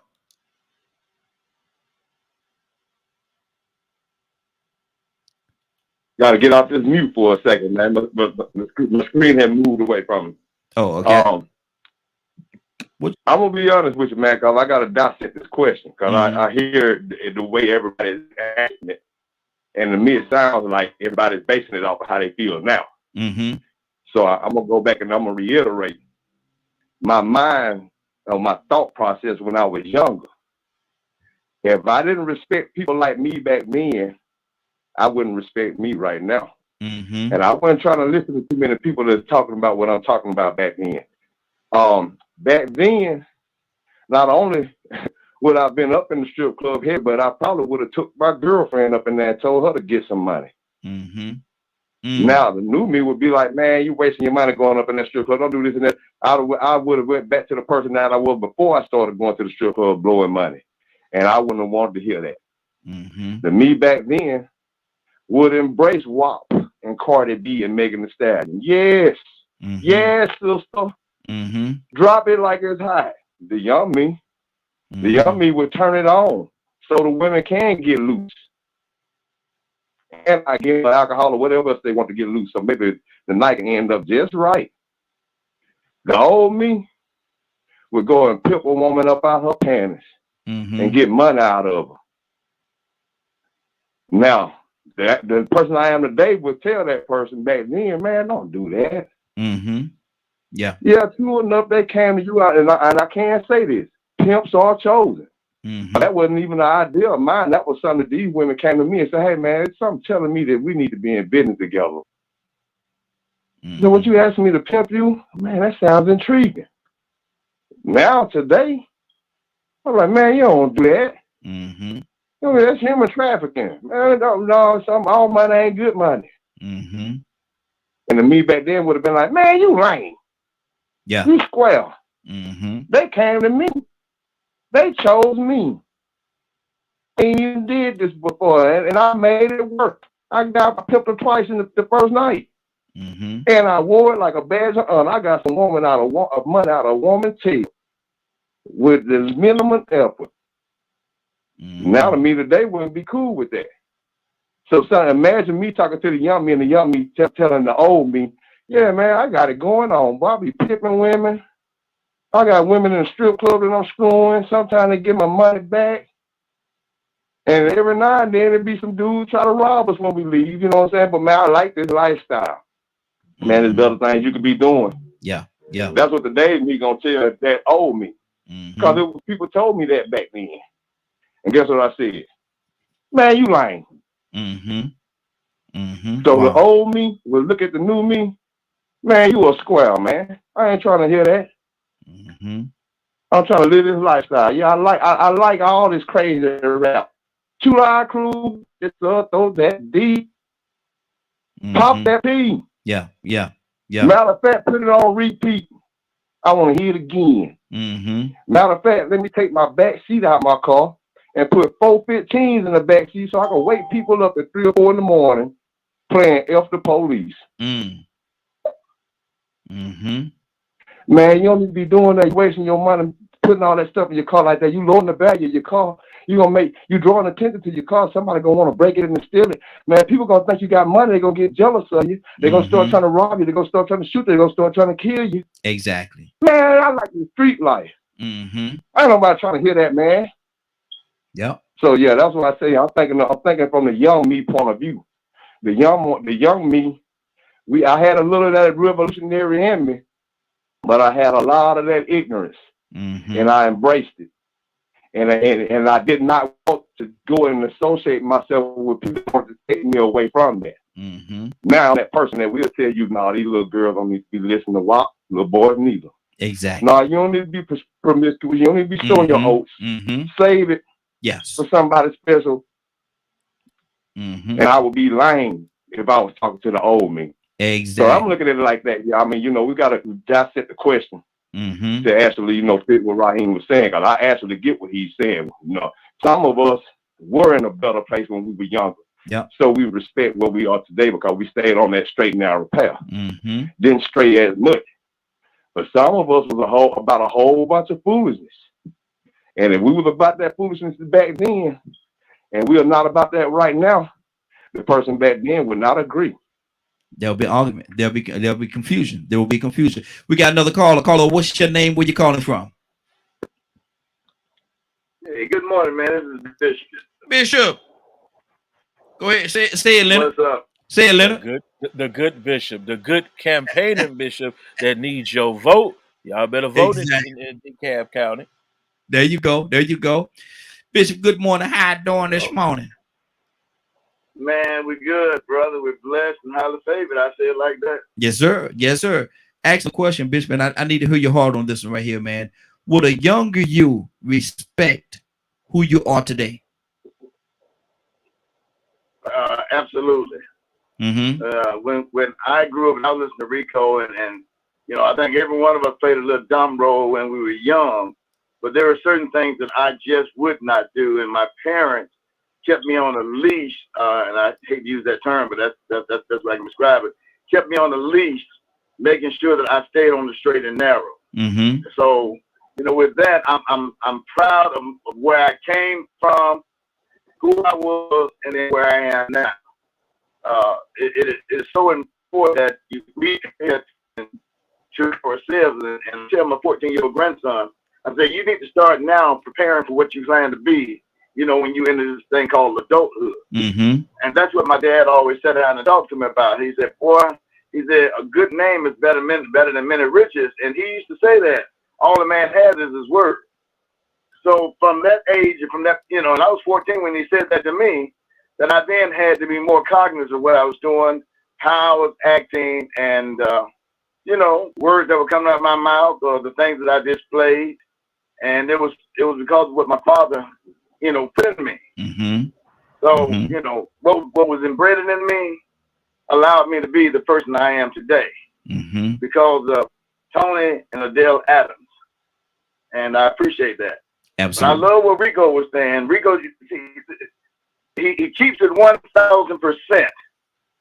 And he brings it back to the forefront. Okay, yeah, at that time, I would have did this. No, I was doing that and I was doing, and then if I was talking to me back then, I wouldn't be like, man, forget you. I like what Rico said.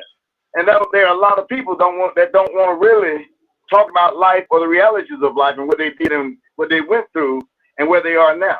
I mean, some people are still on that same path of going nowhere with the do wrong mind. What's that saying you use a lot of times? That quote, you stuck on stupid on your way to what? Yes, sir. Yes, sir. Stuck on stupid, riding on dumb on your way to ignorant. There you go. That's what it is. That's it. That says enough right there, man. Yes, sir. Yes, sir. VP, talk to me, brother.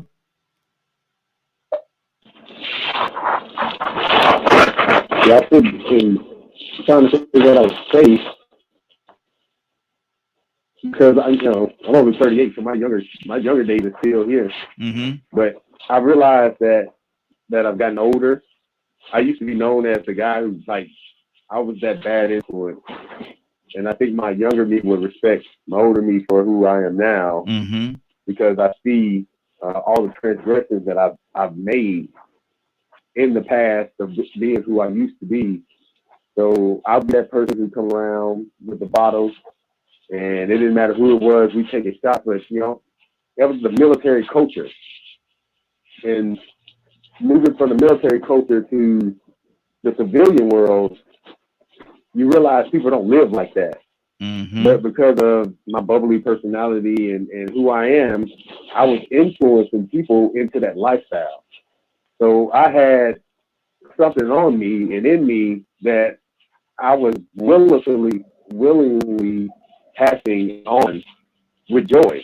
And once I moved away from these people and, out here in Connecticut and learning who I am, I go back home and they still respect that. Heavy drinking, like I'm known as that person. You can't out drink me. You can't, but I don't do much of that anymore. I don't do it. Yeah. So I realized I was influencing people in the wrong direction and putting my name, like Bishop was saying, you put your name out there to be something that you weren't called to be, or who you don't feel you're going to be for the rest of your life. But when you're young, you don't think that way. When you're young, you think, this is who I always going to be. And the people around you were, even your parents or your aunts, uncles, if they sustain that lifestyle for as long as they've been living, yes, you grow up thinking you could do that as well, until you figure out that there's always a different path. So that's good. Looking back over my time, I think my younger me would look at me now and say, you know what, I'm glad you decided, you know what, we can do something different. Because now I get to see the world in a better light. Yes, sir. Absolutely. That's good. That's good. Curtis, what has age taught that younger person? What has age taught the younger person, the younger me? Yes. Listen, man, I'm gonna keep it all the way a buck, man. I grew up with a bunch of alcoholics and dope fiends. All right. I grew up in a city that did not tolerate, nor did they allow disrespect to any of your elders. I don't care what they was doing. I don't care if they was throwing bricks. They could have been throwing cinder blocks at the penitentiary. I don't care if they was dope fiends, if they was alcoholics, if they was crackheads. Wasn't a lot of crack in Baltimore City. That anybody that you meet from Baltimore and they talk about they was up here selling crack, they telling you a lie. Because crack is not a drug in this city right here. That's not happening. But they might have smoked cocaine, or what we used to call back in the day freebase. Freebasing, yeah.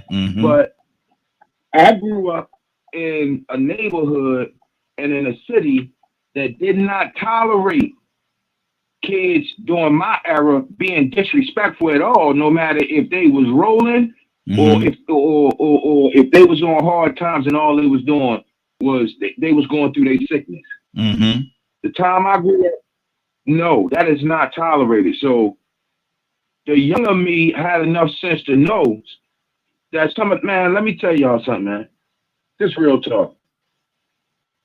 If it wasn't for a dope thing,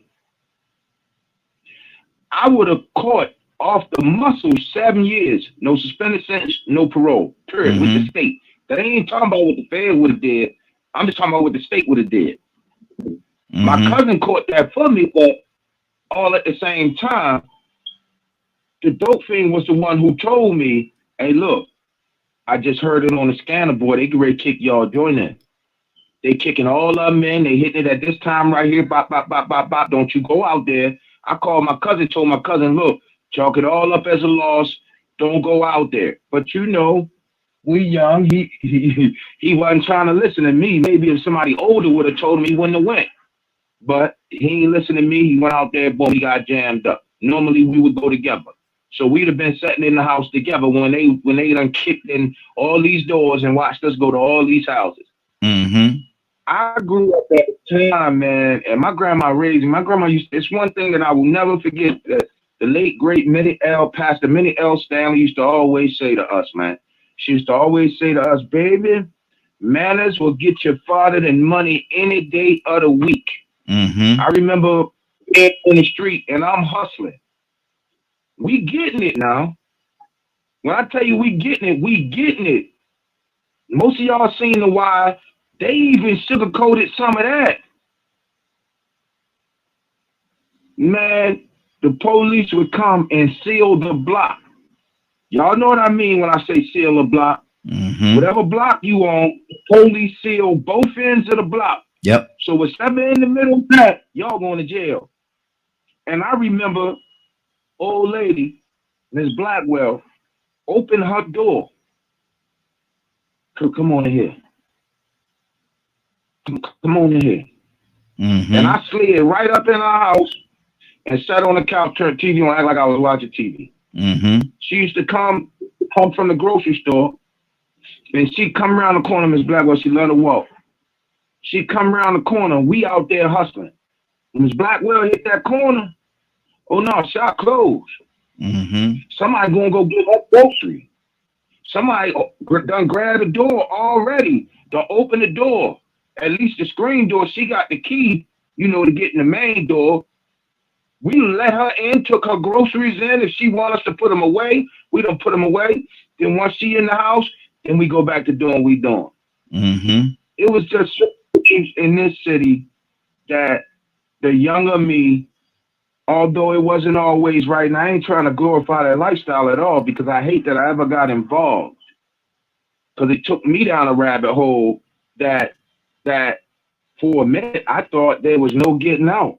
Good deal. Mm-hmm. You see what I'm saying? Mm-hmm. But at the same time, I learned some lessons about how to be a proper human being and how to respect other people's lives, other people's spaces, other people's time, other people's energy, other people's need to move beyond the box for which they live in it. So, like, Mm-hmm. I don't know, man. I kind of grew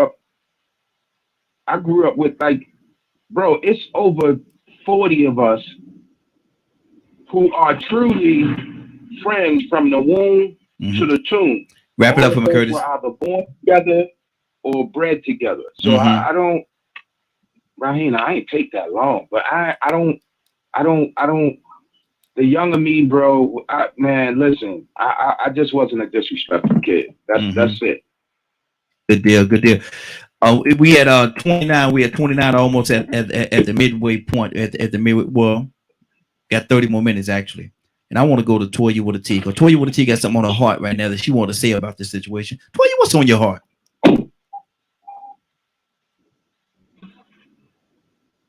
I mean, no, I mean, I'm just taking it all in. We all human, man.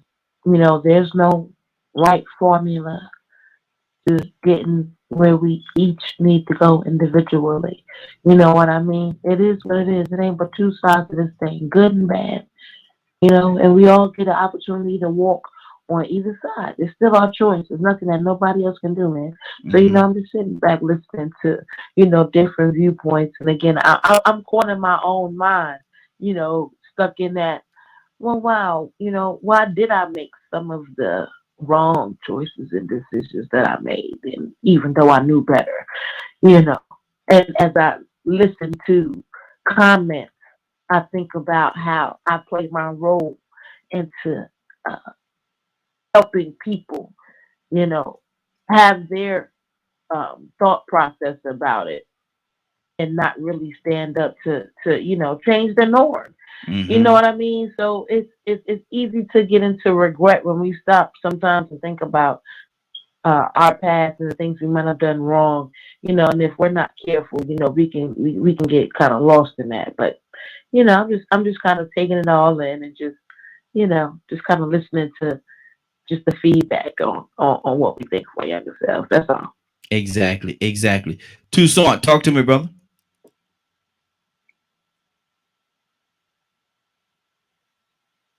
I think that what I'm hearing from myself is a little bit of disappointment. Mm. I'm just saying. Mm-hmm. I probably made a million or so dollars, a few $1 million, but I spent it. Mm-hmm. Yeah, I'm pretty sure. Yeah. Matter of fact, I probably built some people some houses. I've at least drank that much. Good Lord. Unfortunately. Just saying. Hey, Bishop is on here. Bishop is on here too now. We gotta go back to Bishop. I'm finna add to Bishop. I'm finna add to Bishop. Bishop is gonna come right in on this one. Mm-hmm. I didn't pass it, but I have done enough to definitely make the drug lord proud. Mm. That's not a good thing. That's not a good thing now. So you bought him a couple of That's cars, not a huh? good thing. You bought him a couple of cars. Yeah. Oh, at least the All right, bro. Bentley that I want. Mm-hmm. Why you so late now? Mm-hmm. You know, I mean, I'm just saying. I wouldn't pay a female light bill and water bill, but I probably have. Mm-hmm. Mm-hmm. You crazy self. Man, how you gonna end it by saying what your crazy self, man? How you gonna end it by saying that, brother? What we got going on right here? We've done some foolish things in our lives. Yes, sir. I'm talking about like foolish. Mm-hmm. It didn't make no sense. Why are you going 110 miles an hour Mm-hmm. drunk? You going that fast, cause you drunk. Bishop, what's on your heart, brother? God, man, I tell you that Donald boy. What, Lord? Yeah, anyway, to God be the glory for fast, man. Nobody passing nothing around here. You ain't put in on it, so what? But it's just really funny. And as they were talking, and I really did sit back and reflect. And there are a lot of things that I did, but when Kirk was talking about respecting the elders, Mm-hmm. that was something that was very, key to us during the time in which we grew up. And as generations came, and the level of respect for elderly or senior individuals began to diminish. Mm-hmm. But the same level of respect still lies within me because of the way I was brought up. That's why I'm appreciative to the way my parents brought me up. Now, not one time did I say I never did anything, but the things I did were learning experience for me. Mm-hmm. And I began to pay more attention to what I wanted to be in life and what I wanted to do. So that's why, I'm appreciative and to who I am today, and can look back who I used to be Mm-hmm. and say, man, thank God. And I know, we just did an interview the other day, and we were talking to somebody that made mention about me getting into the ministry of being a preacher. At that time, I probably would have cussed him out because that was so far from me. Mm-hmm. Because that ministry or preaching was not even in my purview, to tell you the truth about it. Mm-hmm. But when God chooses you, you can run and fight all day long. You were called, you were chosen, he prepared you, he equipped you, he glorified you, he sent you out to do a work. And that's what this station is doing today, doing the work with this great panelist that you have here, who's given so much wisdom and understanding and reflecting on life as it is. I really enjoy listening to everyone when they speak, and they're coming from their perspective, what they've seen, what they've experienced, and they trying to tell us, or tell others, don't go down that road. Mm-hmm. Don't go that way. Even though we say some things that are humorous or funny, I really enjoy listening. Yeah. To the level of wisdom that everyone has. Mm-hmm. So it just proves to me that I ain't the only one on this show that's smart. But we most definitely going to be praying for you. Because we know you need prayer. But Curtis, what you laughing at, man? Curtis, I heard you over there, Curtis. Wait a minute now. Puff pass, brother. Puff pass. Rico, what wisdom teaches us a lot of things, and as we age, we become a little more cautious. So what the Rico today be afraid to be the Rico of the past?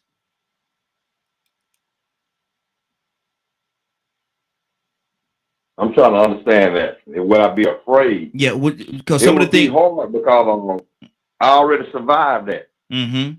You know what I'm saying? I already know I could do that and succeed. Mm-hmm. So I wouldn't be afraid to do it. I would just have too much of a conscience Mm-hmm. to Okay. do it. You know, and you know, I like what Curtis was saying earlier about having that conscience Mm-hmm. and that respect for your elders. You know how I felt about my grandmother. Yes. You know, and it was the same, same way with you. Mm-hmm. And when I made that decision to do some of these things that I knew would disappoint her, or teachers or other people in the community that looked at me a certain way, when I made that decision to drop out of college to sell dope, you know what I'm saying? I don't say that quite a few times. It was supposed to just been temporary, but in the process of me doing that, I avoided those people that I respected. Mm-hmm. I avoided because I did not want them to see me, number one, out here doing something I knew better than to be doing. I didn't want them to know. It's just like with my parents. I didn't want my parents to know I was out here having sex when I was too young to be having sex. I had to lie and make them think I was dumb and naive. Mm-hmm. And I had to do stuff sneaky. And so when I decided to get out in the street and I found out about what crack was, I was like, well, you know what? I'm going to still go around people that respect me, and hopefully they won't realize what's going on. But little did I know, they done been around so long that they knew the signs of somebody out here doing something they ain't supposed to be doing. Mm-hmm. So now here it is. I gotta make up a lot while my people going off. Then I gotta act like I'm not talking to a whole lot of different women and being that dog that my grandma said my daddy was. Don't be out here running these women like that. Boy, that ain't no good. You disrespecting these women. I ain't got nothing but aunts. Mm-hmm. House full of women. Now I'm out here disrespecting them. They're running through them. That wasn't making her proud to see me, lying to women and saying what I need to say and talking all nasty and freak. I had to go outside on the porch. Same thing when that pager went off or that cell phone went off. Hey, I need me a 20. You got to disguise that conversation. Yeah, I'll be over there to see you in a minute. You don't think people read between the lines? So what I did, I made a decision to stop going around them people.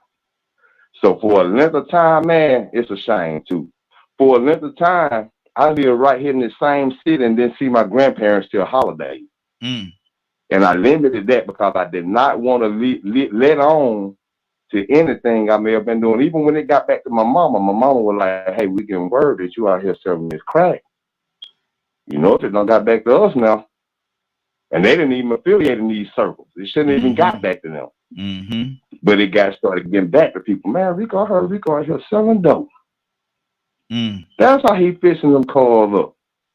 But what I did, I avoided those people that I respected. So if I was young now and I could look into the future and see me, I'm going to avoid me because I don't feel like hearing all that. Mm-hmm. That's good. I don't feel like hearing you telling me what it is I don't or do need to be out here doing because I'm grown and this is the stuff that I like to do. This is what I'm indulging in. This is what I desire. And I would rather do this, but I respect you. So what I'm not going to do is I'm not going to bring it around you. And when I am around you, I'm not going to bring it around you. Mm-hmm. Wow. I'm going to try my best to shield you from that. And hopefully you don't realize what I'm doing because I don't want to be disrespectful enough to come up in your house and let it be known. Yeah, I'm selling dope. I'm your grandson. I got plenty of money. I'm a dope man. And here, go buy yourself something. Wow. I didn't want to do that. I still had to make sure I made it look like, guess what? I kept a job the whole time I was doing it, most of the time. So I still wanted to make it look good out of respect for them. But if once they got word, because we've been hearing some bad news, we ain't got nothing for drug dealers. Oh man, nobody out here selling no dope. Won't see me again for 9 months. Yeah. Not intentionally. It was just subconscious that I knew then that I needed to shield myself away from them while I was getting this money. Absolutely. Let me so, go. It would have been hard for me to respect today's me. Exactly. Let me get you to read our Public Citizen, then I want to get your comment on actual question as well. Regret is one of the hardest feelings to overcome. Somehow we have to forgive ourselves and others for failures. Being humble is the only way to go. Now the conversation, and that's a great point. That's a very good point. But the conversation that Rico was just saying about, man, and not want to listen to the other you. Far too often, Leonard, the person is telling you something that could really help you, but you get so we I ain't gonna say you, we get so caught up in what we want to do that we don't want to listen to nothing nobody else got to say, man. This is what it is. This is what I want to do. I'm gonna do it because I want to do it. I don't care what you say. Yeah, what you say makes sense. Yeah, what you say probably is better for me. But this is what I want to do. So hey, it is what it is. That's Exactly. that's I was raised with both good examples and bad examples. The same. I mean, I am proud of the fact that can't nobody say I don't cross them because I have the same standards then that I have now. If anybody out there who knows me knows that the last thing I want to do is treat you unfairly. I don't want that to ever be between me and someone else. Unfair treatment. So one, I can bet money on that. I've never crossed another human being that way because it's not. I don't care to do so. You know, I don't just. You know, back then I had moral values and standards. You know, it didn't matter what I always knew right from wrong. I always knew when I was doing wrong. That don't mean it was your business. You know, what you can do is stay out of my business. But issues like you say, you know, some of us were not raised that way. But if you were raised in the like some of folks have mentioned, like my man Kurt and Bishop, I still respect my elders to this day. Oh yeah, absolutely. I have a high regard for elders. I had that same regard for elders when I was 16, 17 years old. I knew what they were saying was for my good. I chose to, you know what? My mother would point to, you want to be like that? Or you want to be like that? Choose. Because you see how they end up? Oh, you think they're having a good time? Go sit down and talk to them. Since you really think, you know, if you think that's what's it, go check it out. Let me know what you find out. So it's different, and that's what we've gotten away from is proper parenting. Come on. When you're brought into a situation, when you're born into a situation where the people respect and love one another, that's a different upbringing. So you're taught certain things and you learn certain things. The street will teach you another way as well, because even out there, there's still a structure to it.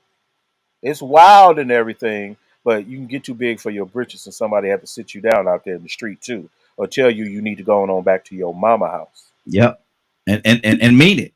Because what I got out here for you, you can't handle this. So go on back in there, your mama house. So, you know, my dad and my uncles and things like that were very much about becoming a man and being that way. So I adapted to that at a very, very early age.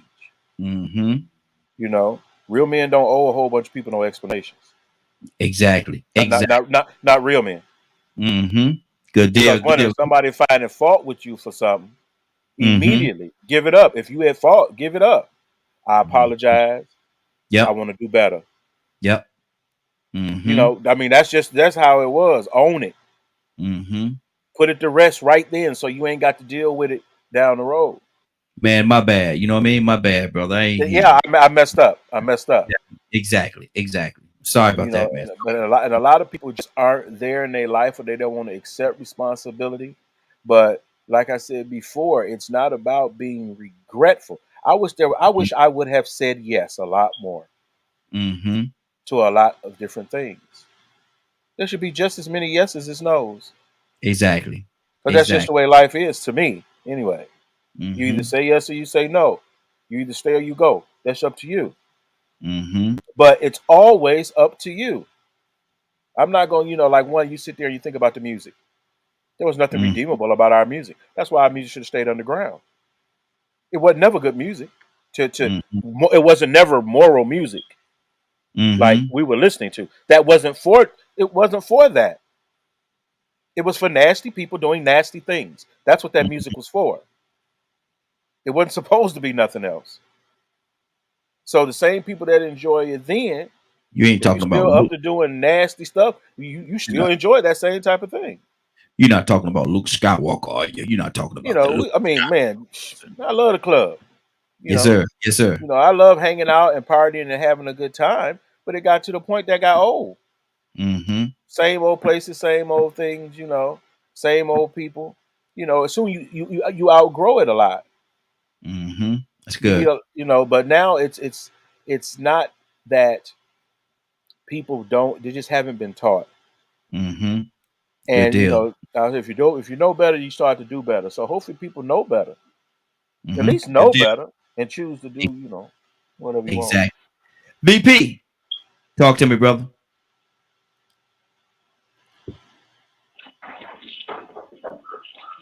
No, man. I've been listening to everybody else, though. I was Mm-hmm. trying to figure out what to say, but everybody hitting all the points. Okay. Good deal. Good deal. Stay right there. I'm gonna come right back to you. Kurt, talk to me, brother. What's on your heart? I just process, what Leonard said through the generations.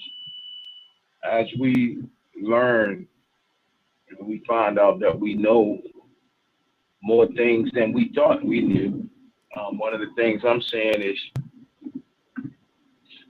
folks just don't know how to voice what they know, or feel like they don't have the ability to voice it good enough so that the people, like, folks vocabulary is not too much up to snuff. Mm-hmm. So a lot of folks stay quiet because they feel like they don't know how to actually voice their opinion.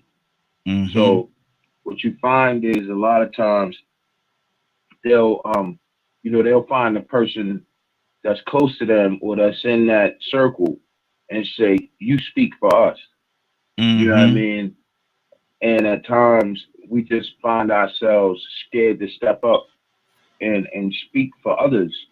But that's the thing I love about this panel and this show is that most times we are actually speaking for the voiceless. Mm-hmm. Absolutely. And in our reality,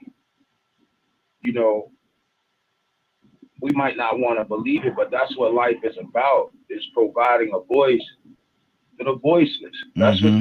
what this society has come to. So I mean, I'm gonna live my life and try my best not to spit in my grandmama's face. And I just keep hearing my grandma say, "Well, manners to get you further than money any day of the week." I had the money.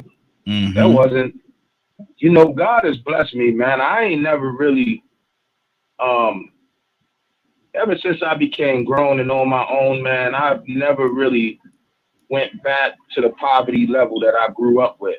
You know what I mean? As far as material things, you know what I mean? As far as,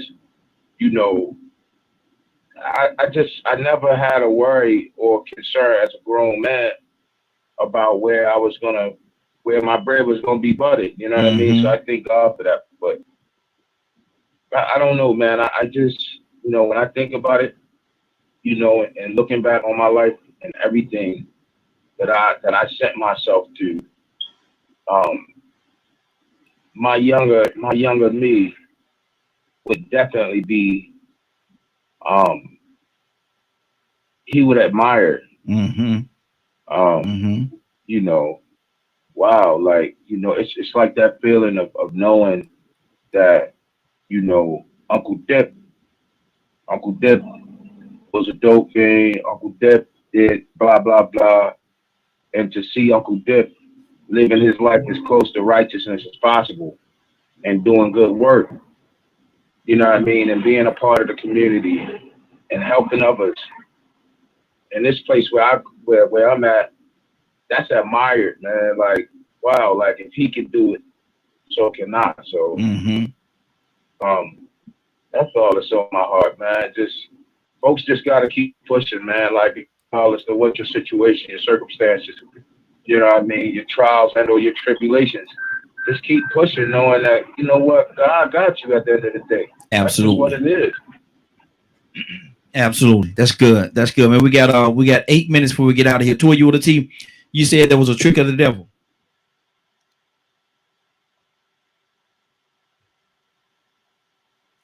Toy, you with the team? You there?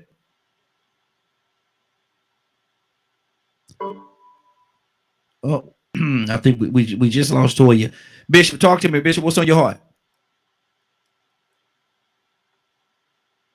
Well, listening to these great comments, man, it allows me to reflect, like I said, on my accomplishments and the reason I am who I am and why I am, because of listening and rendering that level of respect that was supposed to be rendered to the elderly, and also learn from other people's mistakes. And you know, if you sit back and you see somebody doing something and they ain't being successful, why would you want to follow that same pattern? Exactly. I think that's one of the most idiotic things anybody could ever do, whether they be young or old. So you get yourself aligned up with somebody about something, going somewhere and trying to have something. Nothing from nothing gives you nothing. If you line yourself up with somebody about something, then you eventually will start, you know, rubbing off, or they'll start rubbing off on you, and you'll adapt to those positive ways. But if somebody ain't about nothing, trust me, I ain't about to hang out with them. I can care less. Exactly. Exactly. I ain't gonna lose no sleep for not hanging out with a deadbeat. Toy, you with the team. You said it was a trick of the devil. What did that mean? Yeah, I mean, the devil comes to steal, kill, and destroy, right? And we are most influential in our youth. That's when we're at our peak. Well, we just said it. We're at our most powerful. We're at our prime. We were talking about it yesterday, being able to exercise. That's the peak time of life to be the most influential. Whatever spirit you're going to cast out, whatever energy you're going to put out there about the reputation of you, even though we might not look at it like that. That's the most influential time. And that's normally when the devil comes to deceive us. Yep. He comes to steal our youth. He deceives us in the midst of it for us to do things like not take the time to value each other enough to build a marriage and then have children and then build a kingdom and understand that we have subjects that we are responsible for. No, now today, let me say something. Don't nobody want to be responsible for nobody. That's a trick of the devil. Oh, no, I don't care about you, but I want the government to care about you. But we make up the government. It's a trick of the devil, and it's a deception. You know what I'm saying? And especially in our youth, you know, when we are probably, and some of us, I'm not going to say a lot, but some of us are least mindful of the things that we're doing. But now this is the roots coming home to roost 20 years later. You know, the versions of what we thought men and women should be. A lot of our children are expressing it in their way to the 10th degree. So that's what I mean, a trick of the devil. You know what I'm saying? And now we see the error of our ways, but look at how complicated it is. Exactly. Because we're already here. You know what I mean? But hey, God got us all, regardless of what. Good deal. Good deal. Toussaint, talk to me, brother. I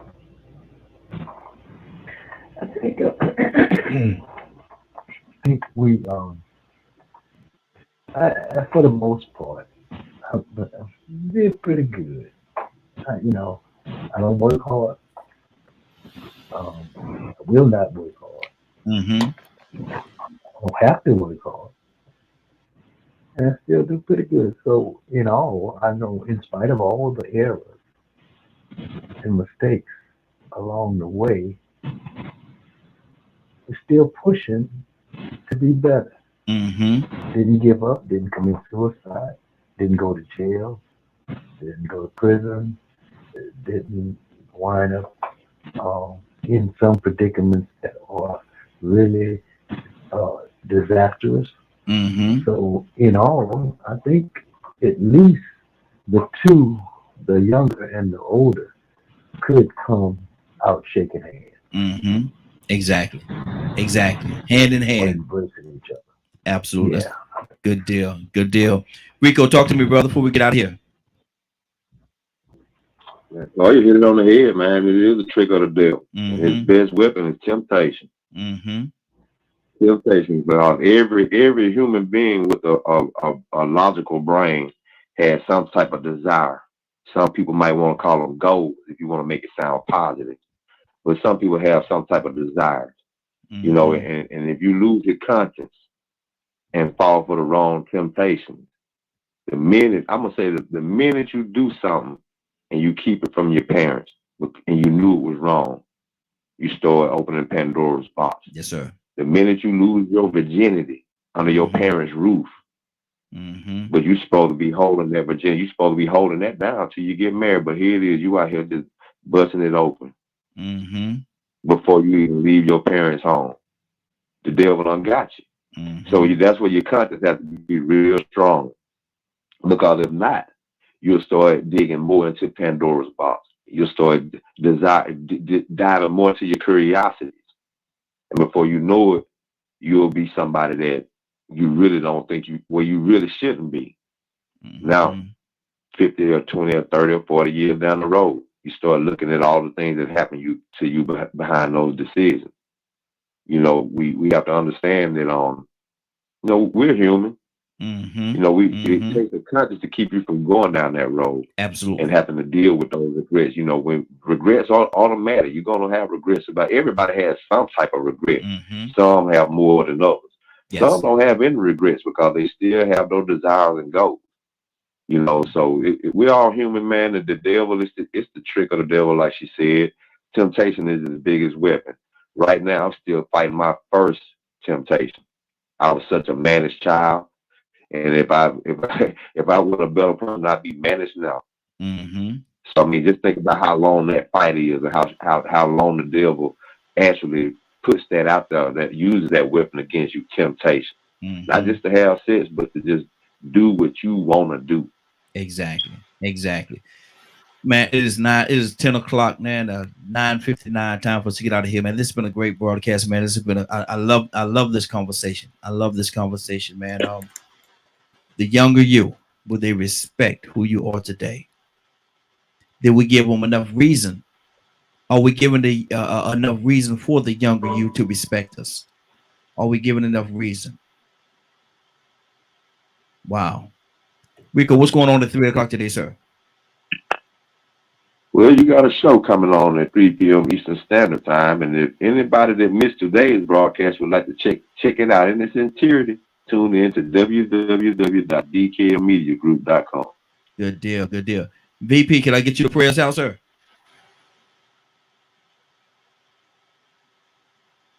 VP, you there? Yes, can you hear me? Yes. Can I get you to pray us out? Father God, thank you for another day in the earth. Thank you for putting us up. Only you have that power. We give you all the glory for that. Thank you for this fellowship, Father. Thank you for the panelists that were able to join today, and those who weren't. Keep those with the prayer to keep us safe. I thank you for the hedge of protection on everyone as they go about their day. As they spread the glory that you are to their lives. That just spread like a wild vine on this fruit. We thank you for DK Immunity and its associates, and Lord Jesus' name, place. Amen. Amen. I want to thank everybody for joining us more than that. I want to thank you for allowing DK Media Group and Associates and the Morning Glow for being a part of your day. It's been a great broadcast. It is now 10 o'clock. You're about to exit the Morning Glow. But before you go, I want you to do me two favors, if you will. One, I want you to continue to pray for us because we're certainly praying for each and every one of you. Number two, why this is real simple. I want you to go out there, find somebody, and give them a hug because you never know. It could be the only hug that they get, or it could very well be their last. Love you, and ain't nothing you can do about it. Have a great day and a better tomorrow. Now we shine so this light in you from the Morning Glow. Take it out there into this wicked and cruel world that we live in, and let your light so shine. Take an opportunity, give somebody some love. You just might find some love in return. Won't that be a beautiful thing? Have a great day. Take care of each other, and please be blessed.